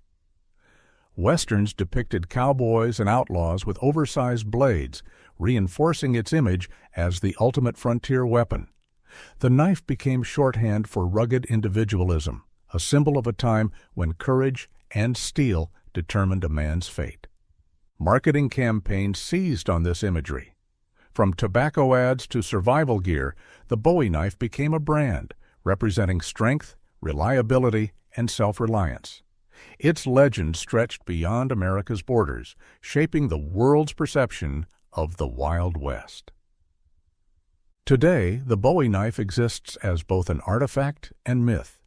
Whether hanging in museums or clutched in the hands of collectors, it remains a tangible link to a wilder, untamed America, one where a sharp blade and a steady hand could change history.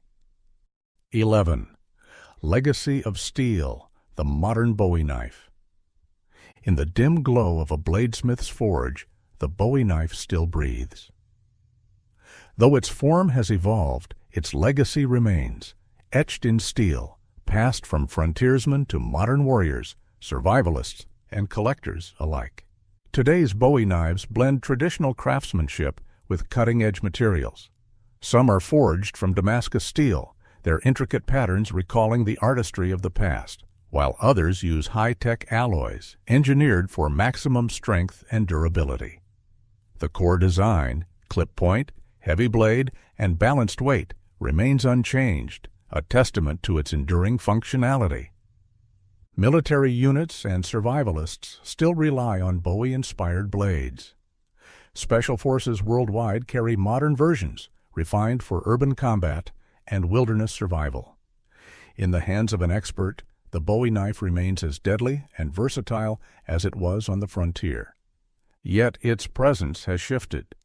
Legal restrictions in many states have relegated it from an everyday carry to a collector's prize, a tool for outdoor enthusiasts rather than gunslingers and duelists. Despite this, demand remains strong. Custom knife makers continue to refine the blade, pushing the limits of design while honoring its history. The Bowie knife is no longer just a weapon. It is a symbol of resilience, craftsmanship, and the raw spirit of survival. Whether displayed in a museum or strapped to a soldier's gear, its legend endures, as sharp and unyielding as the blade itself.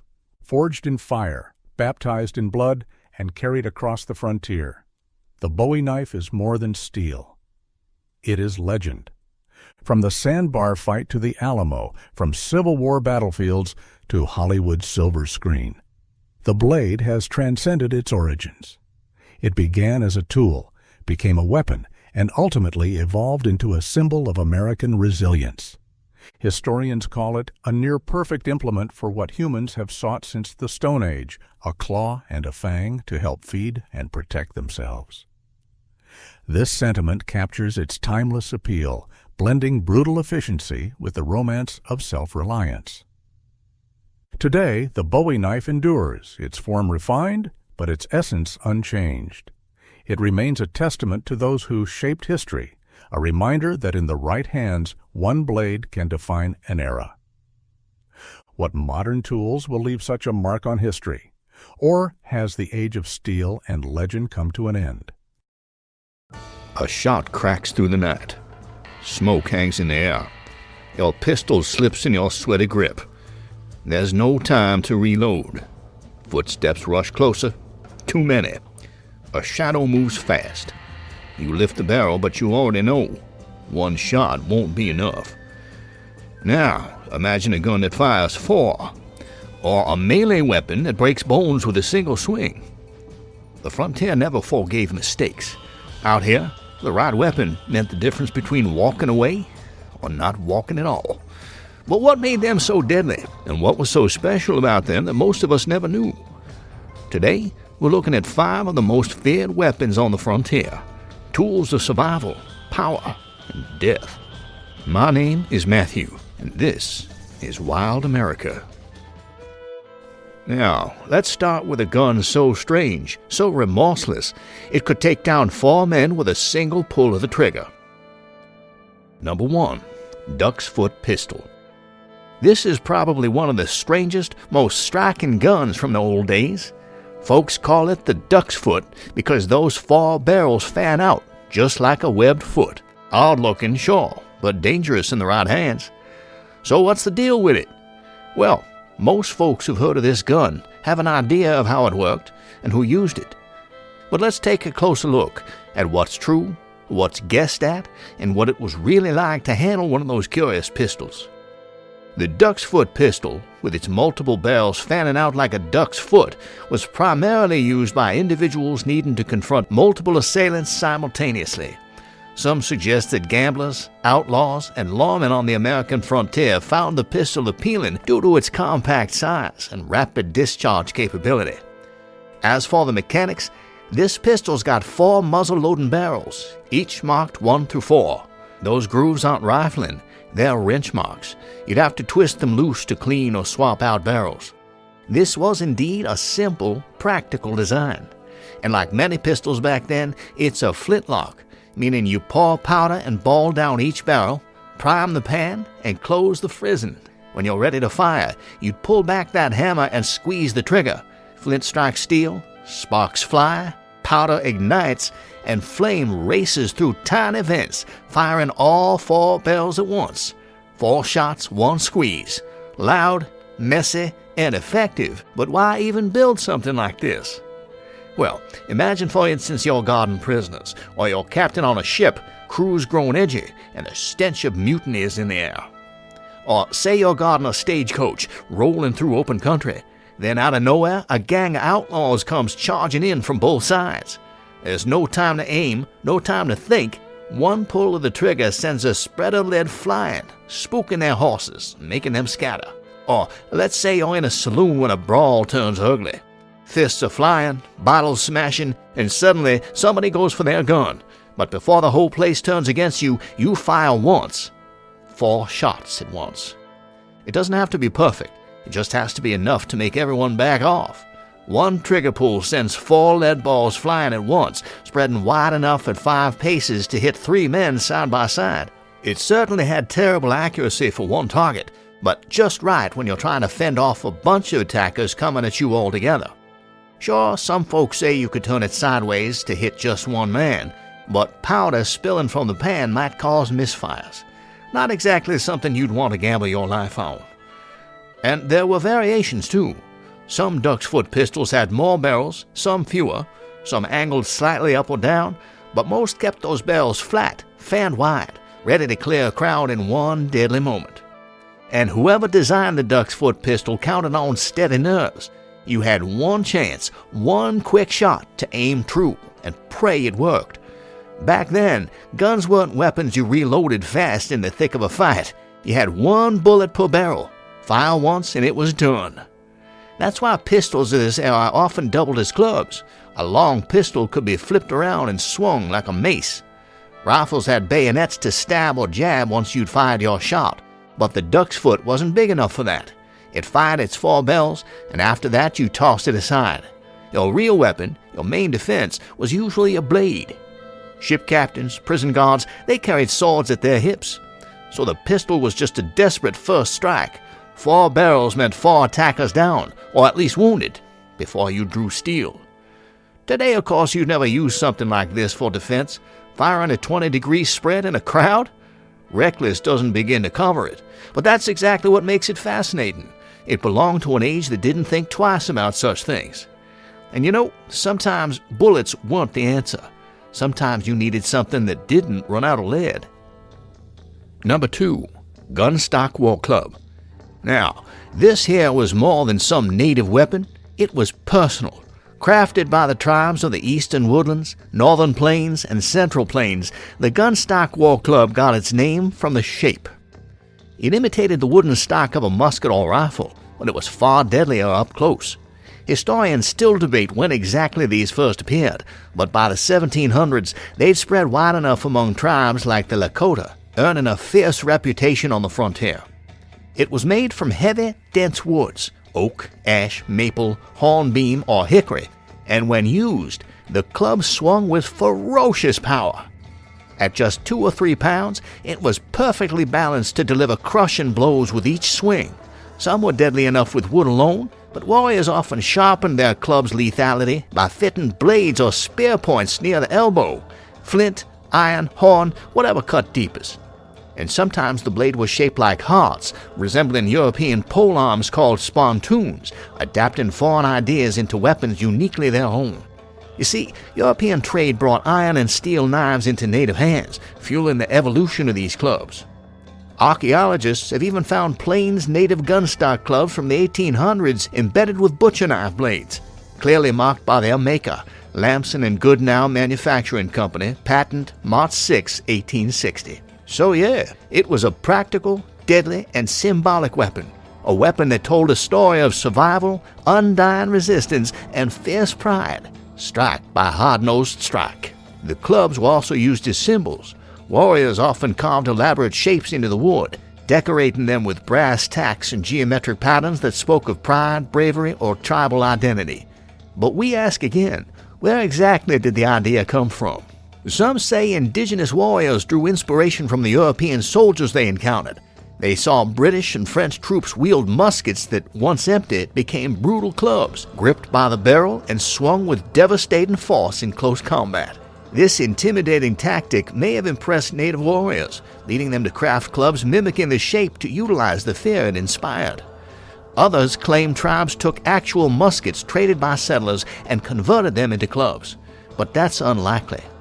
The design of a musket, with deep carvings for metal locks and mechanisms, would weaken the wood, causing it to splinter or break quickly in battle. And so far, not one authentic club found by archaeologists shows evidence it was ever a firearm. Instead, these weapons are solid, strong, and flat, clearly built from scratch. Then there's another theory. Perhaps the gunstock club was purely a clever imitation. You see, native tribes saw the terror inspired by European firearms and chose a similar shape, hoping to gain an edge by striking fear into rival warriors on sight.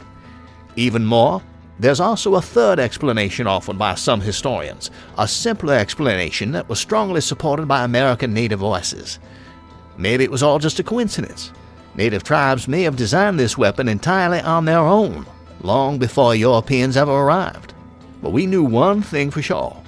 The war club smashed bones and ended fights with one hit. Indeed, the frontier was full of deadly weapons, and we've only scratched the surface. From brutal war clubs to the Bowie knife they tried to ban, from legendary rifles to the guns that won the West, there's more to these stories, so when you're done here, check out our other short episodes on our channel. However, not every weapon on the frontier relied on brute force. You see, some frontier weapons killed with nothing but a breath of air. Number 3. The blowgun. The blowgun wasn't exactly built for war, but in the right hands, it could kill, and kill it did. Cherokee, Choctaw, and Creek hunters used them to drop small game, squirrels, birds, rabbits, quick and quiet. A puff of air, a flash of motion, and the dart hit home. No warning, no sound, just a sharp sting, and the prey was down.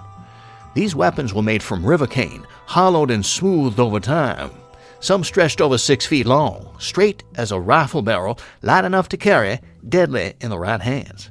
The darts, thin splinters of hardwood, were fleshed with thistledown or animal fur to fly true. They weren't big, but a well-placed shot to the throat or eye could drop an animal instantly. Hunters could move through thick woods, taking what they needed without scaring off the rest. No wasted shots, no loud musket fire to draw attention. And on the frontier, where survival meant knowing the land and its weapons, white settlers took note. The blowgun was silent, accurate, easy to make, and deadly at close range. But it wasn't a warrior's tool. Unlike the bow or tomahawk, it had no place on the battlefield. It didn't have the range or force to punch through hide or bone in a fight. If it was used against a man, it was in secret, an ambush, a distraction, maybe a quick kill when no one was looking. And this is what made it deadly. There's no worse enemy than one you can't even see. There were certain rare accounts of tribes using poison darts, but that was mostly used by the natives of South America, where warriors dipped their blowgun darts in curare, a plant-based poison that paralyzed and killed. But in North America, some tried it by crushing venomous plants or smearing snake venom onto a dart tip, but there's no hard evidence it was common. Either way, most blowguns killed the simple way. A sharp dart to a soft spot, and despite its limits, the blowgun had its place. It put food on the table.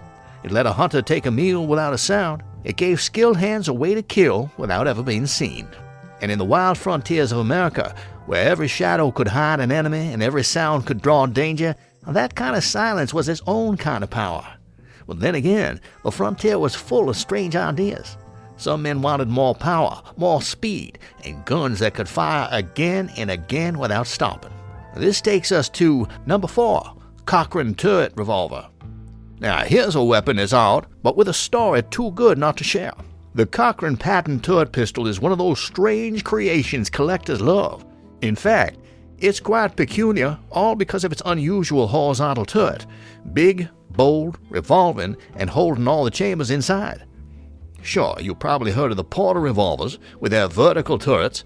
They're better known, seen more often coming through modern-day auction houses. But for collectors craving rarity, the Cochran pistol stands apart. And the reason? It all starts with a young inventor named John Webster Cochran. At just 18, he's busy designing cannons with revolving turrets, rapidly boosting their rate of fire.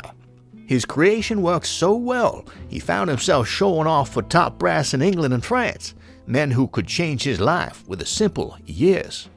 Unfortunately, they didn't buy it, but word traveled, and Cochran soon caught the eye of the Sultan of the Ottoman Empire himself. Invited to demonstrate, he let the cannon roar for hours, blasting shot after shot, sometimes hitting a staggering 100 rounds every 15 minutes. The Sultan, thoroughly impressed, promptly orders a brass 12-pounder along with a few smaller models, rewarding Cochran handsomely with a hefty purse of gold. Returning home, Cochran saw opportunity waiting. After all, the self-defense gun market was booming back in America, so he shrinks his revolving turret design, fitting it into the palm-sized package of a pistol, and patents it around 1837 or 1838. Now, consider the timing. This is neck and neck with Samuel Colt's groundbreaking Patterson revolver. Think of that competition. Cochran stepping into the ring with Colt himself. The revolver Cochran brought to market, however, was a tough 7-shot 36 caliber with that distinctive horizontal turret. And unlike Colt's revolvers, Cochran's didn't automatically align the chambers. You had to spin the turret yourself, pressing a button that popped a notch into tiny dimples around the cylinder, locking each chamber in line with the barrel. Clever, yes, but a bit clumsy. Yet, it kept him safely clear of Samuel Colt's patent. Loading it was simple. Just pull on the sight, swing it open, and swap cylinders. Nothing fancy, just practical frontier thinking. Despite their rarity in those days, Cochran's guns were mostly known for quality craftsmanship, mighty enough to match his cannons and even his later rifles that impressed military testers. But despite solid build, this revolver carried the weaknesses you'd expect from an underhammer percussion design. For instance, caps could fall off after each shot, leaving the weapon unreliable when you needed it most. And with a turret pistol like this, chain fire was always waiting, threatening disaster in every direction. One spark could ignite all chambers at once, endangering everyone within reach.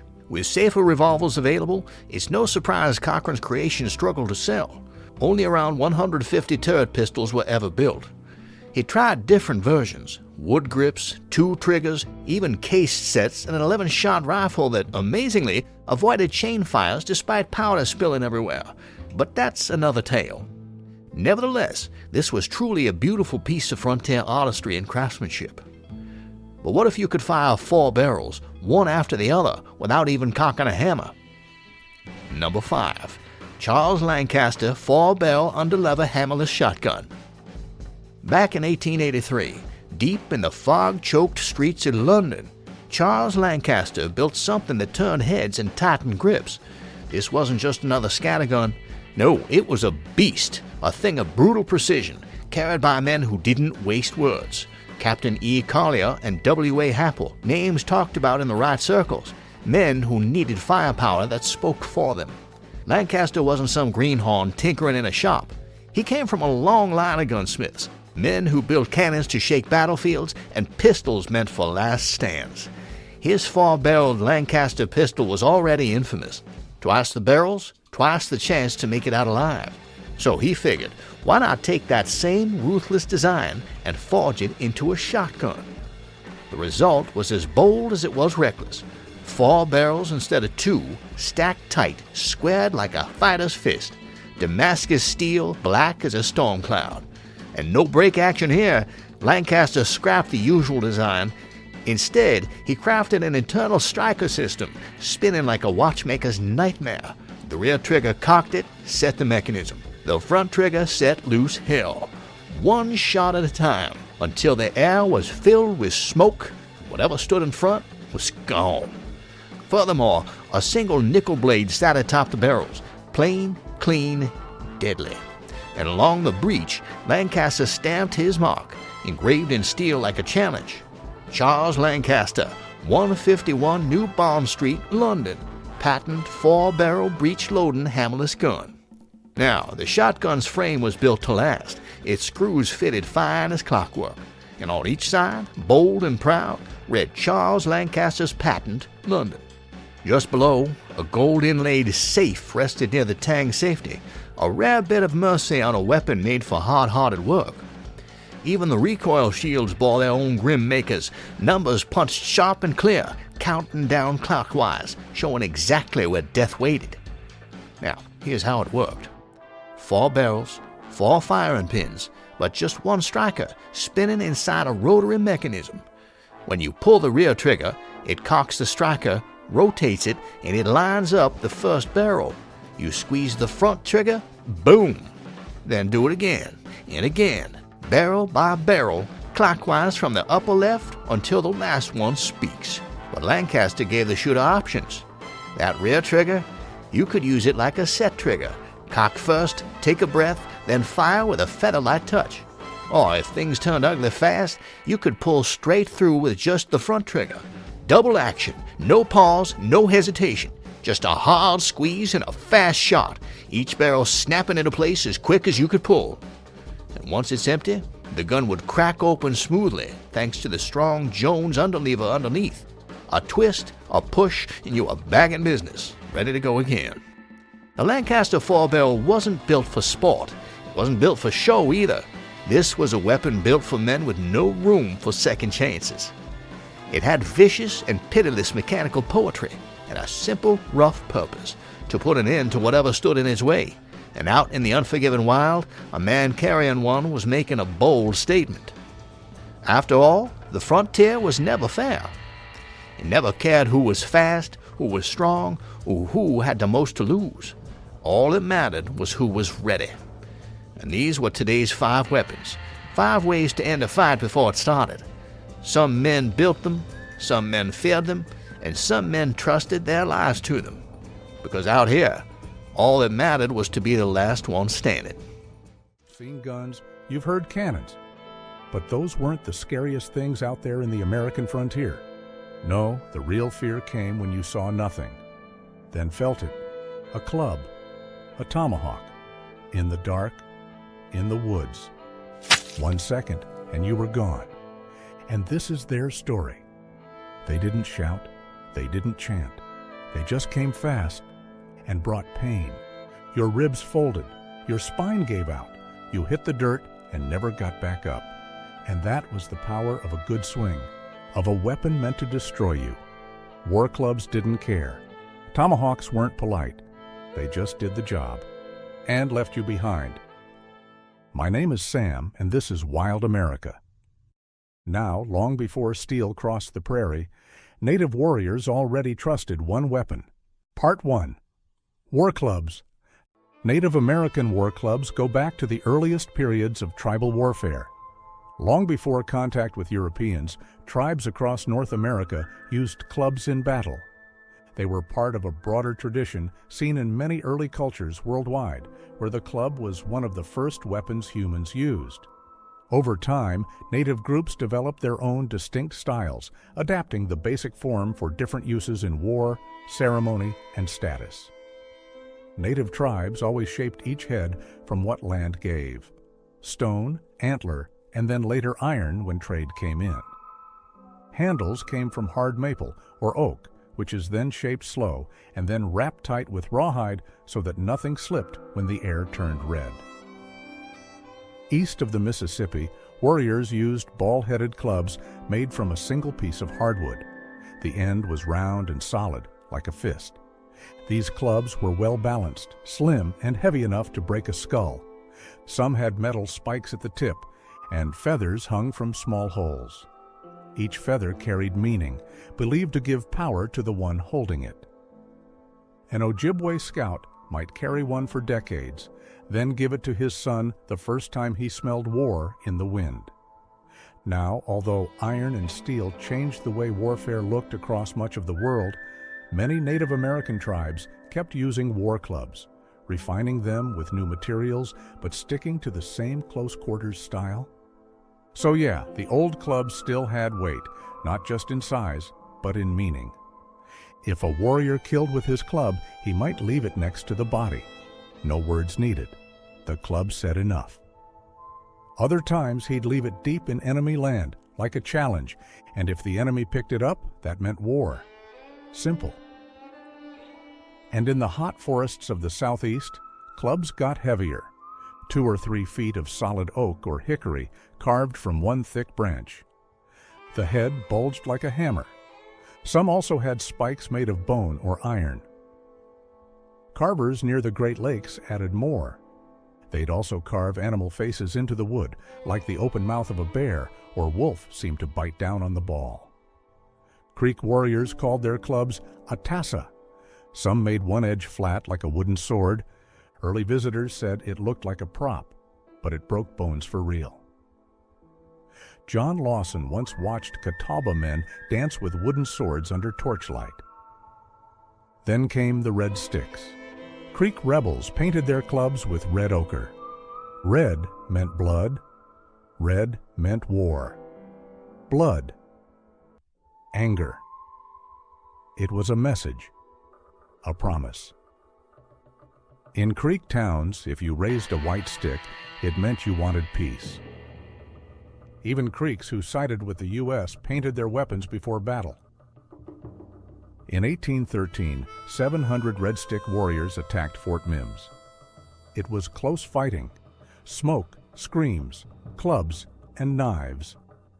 And when the gates fell, the garrison became silent. The red clubs, now wet and still, told the whole story.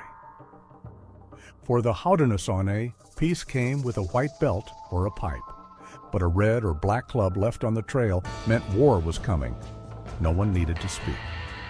Some weapons had red handprints carved into them. They could mark past kills or serve as warnings. And all these signs were messages to the spirits, to the ancestors, to the powers the warrior trusted.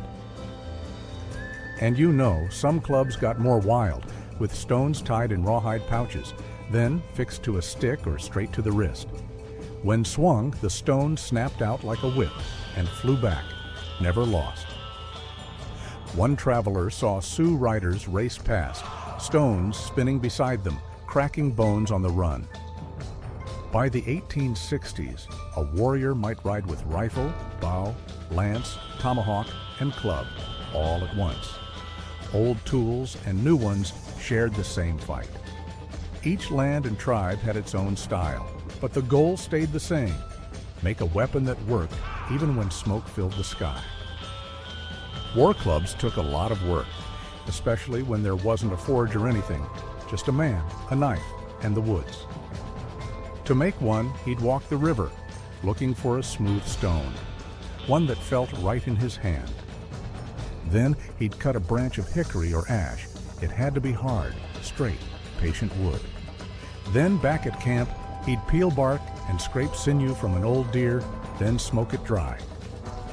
And this is where stone met wood. He wrapped it with wet sinew, then rawhide over that. And as the sun dropped, the bindings shrank and held the head firm.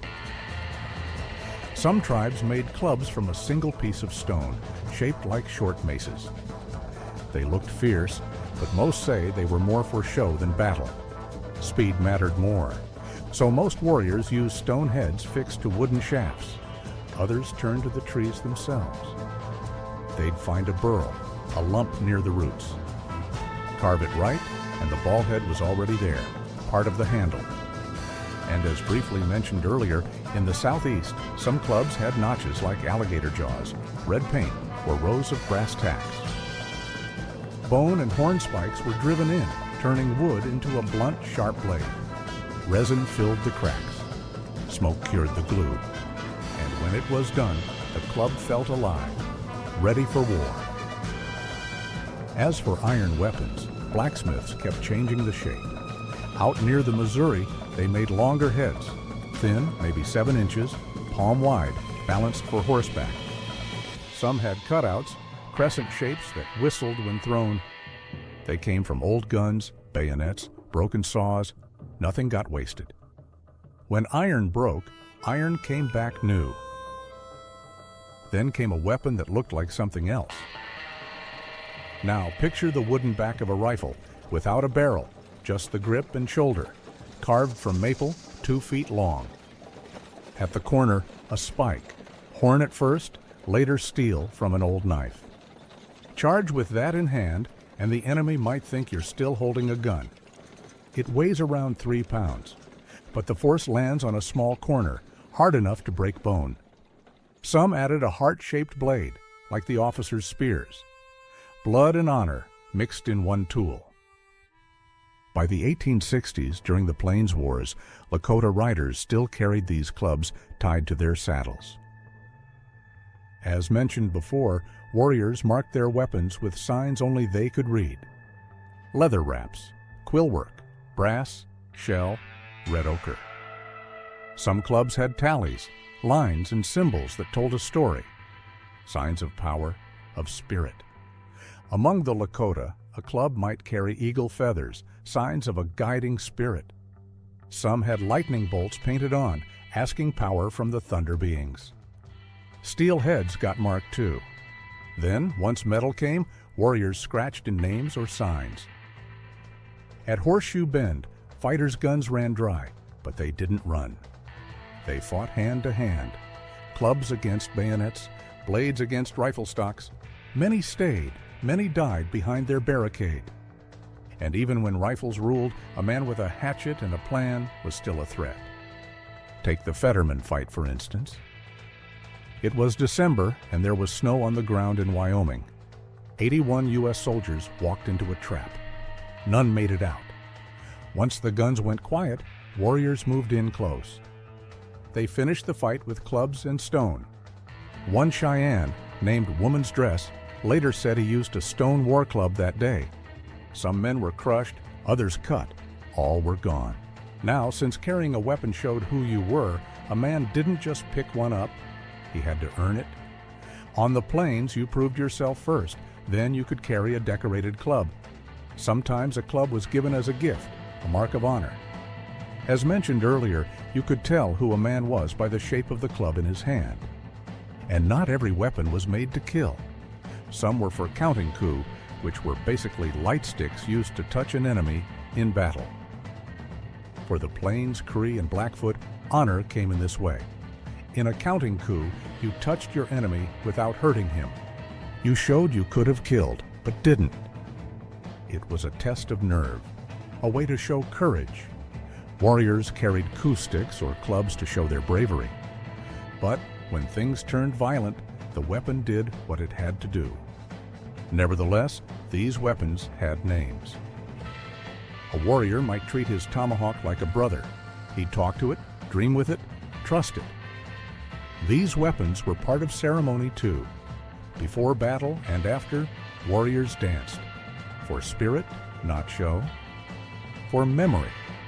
War dances could last for hours. Men moved around the fire, holding their weapons high. Each step remembered a fight. It wasn't pretend, it was a reckoning, a prayer. One visitor wrote about the Catawba. He saw them dance with wooden clubs. They swung them like they meant it. For an hour or more, it was ritual. And farther west, during the sun dance, warriors tied buffalo skulls to themselves with rawhide. They pulled against the weight to offer their pain. Nearby, their weapons, bow, club, lance, stood stuck in the ground. And when the dance ended, they took them back. It meant something. They were still warriors, still walking the path. Even in childhood rites, weapons showed up. A boy might get a small club during his vision quest. It marked who he was becoming, a protector, a fighter, someone ready for a hard life. Furthermore, before battle, there were rituals. Medicine men blessed the weapons. They opened war bundles, inside, a special club or blade. A war leader might carry it wrapped up, never touched by others. It had gone through the sweat lodge. It carried prayers, and the spirits went with it. Some weapons were only used when things got serious, like the talisman clubs. They were used for survival, not small fights. The Cheyenne had their sacred arrows. The Arapaho had their spirit lances. Same idea. Weapons, yes, but also links to the spirit world. After battle, the weapons still had work. There were post-battle dances, ceremonies. Warriors came back and shared what happened, not always with words. The clubs told it. A cut in the wood, a bloodstain, a feather added after a kill. In the scalp dance, they circled the fire with clubs in hand. Scalps were tied on tight. Women sang. The fight became part of the night. And the club held the whole story, like a map carved in wood. Some woodland groups used clubs for execution. After torture, they gave one final quick, clean blow to the head. It was about ceremony and meaning. Also, some tribes said their war clubs came from legend. For instance, the Lakota told of the Thunder Chief's Club, a weapon no one could break. It always hit its target. The Iroquois had stories too. In the beginning, the great peacemaker threw weapons into a deep pit. He said there would be peace. But later, when justice called for blood, the war god took those weapons back out. And that's what war clubs were. Peace and war, both held in the same hand. Leaders knew this well. Tecumseh, for instance, brought a tomahawk to meetings. Sometimes he set it down, sometimes he didn't. If he shared a pipe with you, that meant something. If he didn't, that meant something too. And the Oglala told of Whirlwind's club, a weapon with a spirit that howled in battle. Not everyone could carry it, not all the time. It only came out when the danger was great. Now, although clubs stayed strong, iron was coming, and it came sharp. Part 2, Tomahawks. Truly, iron changed the game. By the 1800s, the fur trade was booming. Traders brought axe heads in crates. They traded it for furs, beads, and promises. Iron tomahawks were everywhere. Blacksmiths in places like St. Louis or Fort Michilimackinac made them by the barrel. They had a simple design, blade on one side, hammer on the other. They called them trade axes, or belt axes. Small, light, easy to carry. Some came from overseas, English, French, even Russian. It didn't matter where they were made, as long as they worked. And they did? Pipe tomahawks spread fast, sharp on one end, hollow down the middle for smoking. They were carried in wagons, handed out by agents, or made by Lakota and Cheyenne smiths. Old clubs ended up on walls, their fighting days mostly done. Now slim iron blades went to war. Still, even without wood or feathers, the stories stayed. A warrior standing in tall grass, weapon in hand, heart pounding. He knew the next breath could be his last. All that mattered was the weight in his grip and the beat of his heart before the swing. Soon, many wore a forged hatchet on their belts, blade on one side, pipe on the other. Smoke before the fight, steel after. Out on the plains, however, warriors needed fast weapons that could reach far. Tribes like the Lakota, Cheyenne, Comanche, Arapaho, Kiowa, and Blackfoot each found their own way. Although we mentioned that iron hatchets came through trade, many tribes still trusted stone. They picked smooth river rocks, grooved the middle, and bent green wood around it. Wet rawhide held it tight, and as it dried, it shrank and locked the stone in place. You could feel the wood and rock move as one. Then, after horses arrived, handles got longer. From horseback, a man could swing wider, hit harder. And in the forests, weapons got smaller, tighter spaces, faster moves. A man could wait in silence, then strike quick. A sharp hatchet blow.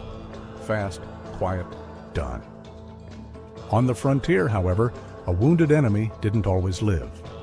There are hard stories from the War of 1812. Some prisoners were killed after capture, with the tomahawk. It wasn't seen as cruel. It was war as they knew it. Don't leave someone behind who might return. After one battle, Frenchtown, people remembered. Remember the raisin, they said, and they feared the tomahawk more. But tomahawks weren't just for close fights. They could be thrown too. Not always, but when timed right, they worked. Some warriors trained from boyhood hit targets from 50 or even 70 feet, just a whistle and a hit. Eastern tribes were known for it. Stories tell of guards taken out with one silent throw. One tale, part truth, part legend, tells of a settler riding hard. A pipe tomahawk hit him in the back. Didn't kill him, thought, but it caught him. Still, throwing was risky. You gave up your weapon. It wasn't done on a whim. Maybe the first move, sometimes the only one. Or a man might carry two, one to throw, one to keep. And of course, clubs were harder to throw, too heavy. But some types worked, like rabbit sticks, weights tied to cords. A flying club or axe, however, could shake the enemy, break their formation, shock them. Then the warrior rushed in with a knife or a second axe, bare hands if needed. And colonial fighters took note. Leaders like Rogers trained their rangers to fire once, then charge in with blades. Rogers' Rangers used them in the 1750s during the French and Indian War. The habit stuck. In the War of 1812, frontier units still carried hatchets. Major Robert Rogers made sure of it. Regular troops used them too. The U.S. Army's 1814 manual said each rifleman should carry a small axe, rifle, knife, and hatchet. Not just Americans, though. British light infantry and German Jaegers used them too. You needed one out there, in the woods, on the trail. When your gun jammed or ran out, a blade could save you. So yeah, that wasn't new. Native warriors had done it long before. But up close, the damage was harsh. A war club swung right could smash a man's skull. Hats didn't help. Helmets didn't help. It could break ribs, crush lungs, and that was just a rock on a stick. However, tomahawks cut deeper. Metal blades, sharp enough to slice through bone. Warriors didn't waste hits. They aimed for the neck, the head, quick kills, clean scalps. Some reports said men were brained. Others were found with no scalps. These were signs of battle. Silence mattered too, you know. At dawn, during raids, speed and surprise were key. Guns gave away your spot. Clubs did not. Fear was a weapon too. When warriors charged with tomahawks raised, even trained troops sometimes broke. Once a line broke, the fight was over. That's how it happened at Little Bighorn. The lines fell apart. Chaos followed. Oglala, Cheyenne, and Sioux fighters flooded in, too close to shoot, just the smell of sweat, smoke, and blood. Some soldiers were shot, others were cut. Many were finished with clubs and hatchets, skulls crushed, limbs gone. The aftermath spoke for itself. Furthermore, sometimes tomahawks ended the fight. Among the Iroquois and other eastern nations, peace had a symbol. They buried the hatchet, not a figure of speech. They did it for real.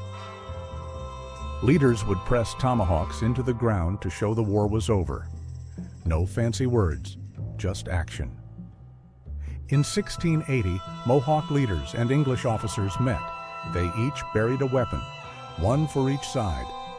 That's how they sealed peace. The pipe tomahawk grew into something bigger. Leaders passed it like a promise.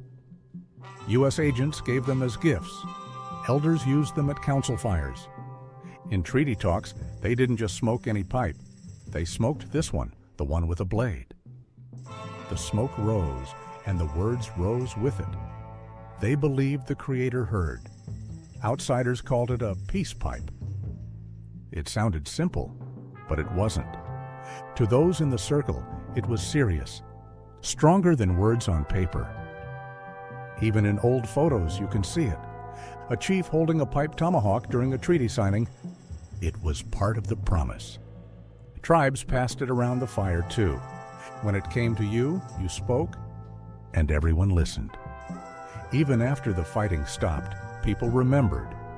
By the late 1800s, tribes held powwows where veterans danced with old weapons to honor the past. Clubs and tomahawks were still carried and respected. You can still see them today. At gatherings, dancers carry sticks shaped like war clubs. Old-style tomahawks held with care. The blade might be dull now and the handle worn smooth, but it still speaks. Now, once a weapon was made, it still wasn't finished. It needed purpose. It needed spirit. Many warriors went off alone, to the hills, to the water. They fasted, prayed, waited for a vision. Maybe they saw a bear, a hawk, a storm, and that became their guide, their power. If a warrior saw a bear, he might sew bear fur on his tomahawk, or claws, or carve a bear's face into the club. It was basically a prayer made in wood. And as the frontier changed, so did its tools. But even when the guns got louder, the old blades still had something to say.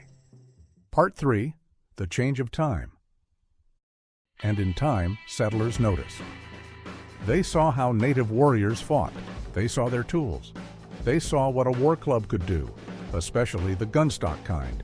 Some even copied them. You see? On the frontier, things moved both ways. Ideas, clothes, weapons. A trapper might carry a tomahawk. A soldier might learn to use a club. It was a tough land. People learned fast. They had to. Every trapper had one. So did most settlers. They were tools first, for chopping wood, hammering stakes, skinning game, and if needed, for fighting. One tool, many uses. Lewis and Clark gave tomahawks as gifts to native leaders. They wrote about it in their journals. Their men carried axes too. They used them when trouble came, and it came. They weren't the only ones, though.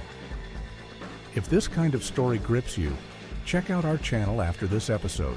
We've got more, a lot more. The most feared native tribes. What nearly broke the Lewis and Clark expedition? brutal frontier survival stories. Tips, trick by trick. All of it? But yeah, frontiersmen learned fast. They watched how native people used weapons and copied them. A tomahawk on the belt became standard.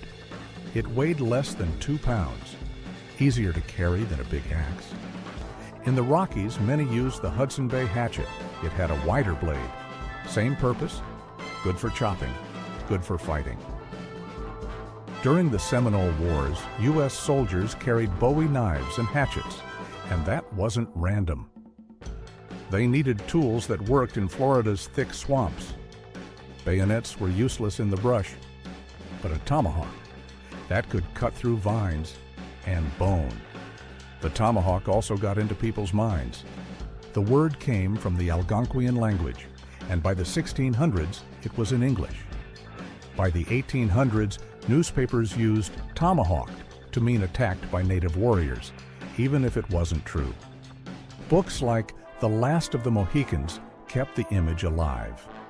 In it, the Huron used tomahawks. That helped lock the weapon into American memory. You see, most people thought every native warrior had one, but that wasn't always true. The image stuck, however.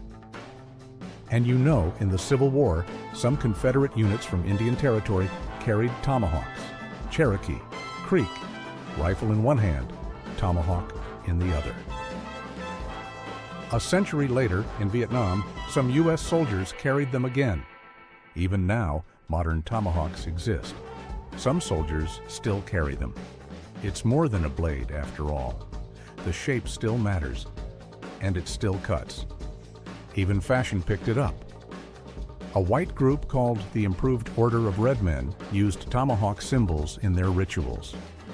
It was pretend, not native, but the symbol still carried weight.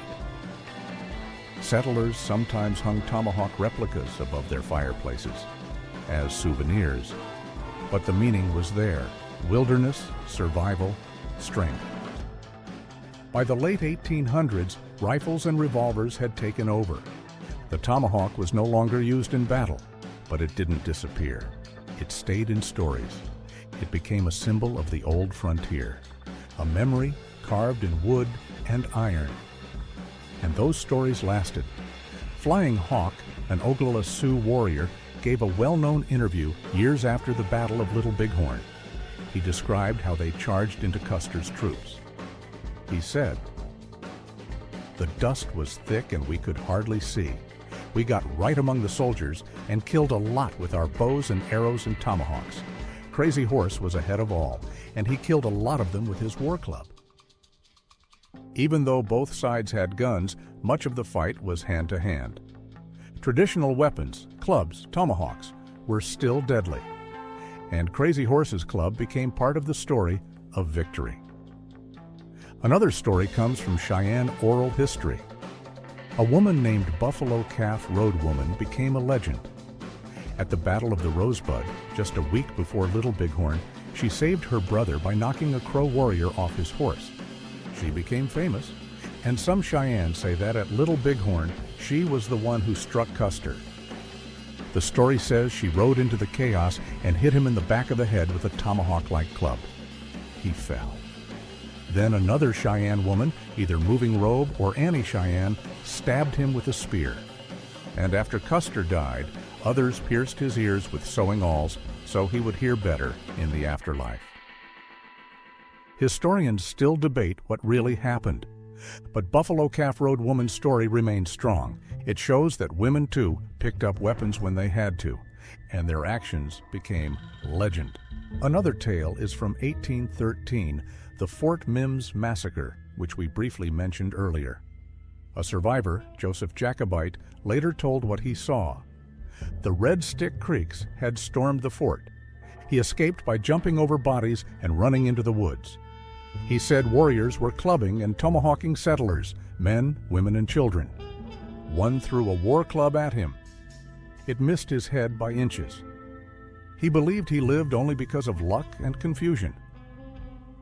Stories like this spread through newspapers. They shocked the public. The war club became known as a symbol of brutal conflict. And that's when the phrase, "they have raised the red stick," came to mean that war had begun. Furthermore, Tecumseh, the Shawnee leader, carried a unique tomahawk during the War of 1812. One end was a pipe, the other a blade, maybe a gift from the British. At the Battle of the Thames in Ontario, he led a charge against U.S. troops from Kentucky. When his pistol jammed, a U.S. officer later wrote that Tecumseh threw his tomahawk at the enemy and drew his knife. Moments later, he was shot and killed, some say by Colonel Richard M. Johnson. After the fight, an American lieutenant claimed Tecumseh's tomahawk as a trophy. Blood-stained, it was later shown off in Kentucky. Then there's Simon Kenton, a frontiersman who was captured by the Shawnee around 1778. They made him run the gauntlet and later sentenced him to death. As they prepared to burn him, Kenton headbutted a guard, grabbed the man's tomahawk, and fought his way out. He even threw the tomahawk at a warrior chasing him, taking him down. He managed to escape into the woods. The story spread fast. It showed how the tomahawk, often seen as a native weapon, could flip the story. A prisoner used it to beat the odds. Though the event happened earlier, people in the 1800s loved the story. It showed up in books, plays, and dime novels, part of the growing myth of the frontier. The Osage also tell of a warrior named Little Soldier who carried a giant war hatchet, said to weigh 20 pounds, though that's possibly an exaggeration. In a battle with the Kiowa, he killed their war chief with one blow. Then he stuck the bloody hatchet into the ground and dared anyone else to fight. But no one did. And so, the Kiowa backed off. The Osage still tell this story. It's about courage, about how their weapons held power. That axe became sacred, used in ceremonies for years until it was lost in a fire. Even more, Two Guns White Calf, a Blackfeet chief, owned a ceremonial tomahawk passed down from his father. He was known to perform dances at Glacier National Park in the early 1900s. Tourists watched as he held the tomahawk and told its story. With this blade, my father counted coup. With this pipe, we made peace with the Crow. And after his death, the tomahawk was given to a museum. And so, from the round-headed clubs of the Great Lakes to the red-painted weapons of the creeks, from the plains where warriors swung stone clubs from horseback, to the councils where pipe hatchets burned and passed from hand to hand, each weapon told part of the same story. A land in conflict, a people adapting, holding on. Tomahawks and war clubs stayed alive, in museums, in memory, in stories passed down, in tattoos and carvings. That image of a warrior holding his weapon still means something. It's about pride, strength, refusal to give in. To understand these weapons is to understand that time. It was hard. Every choice mattered. These tools were courage, shaped in wood and iron. On the old frontier, however, where life was never certain, the tomahawk and war club were close by. For lighting fires, for hunting, for guarding the village, for war. They stayed until the very end,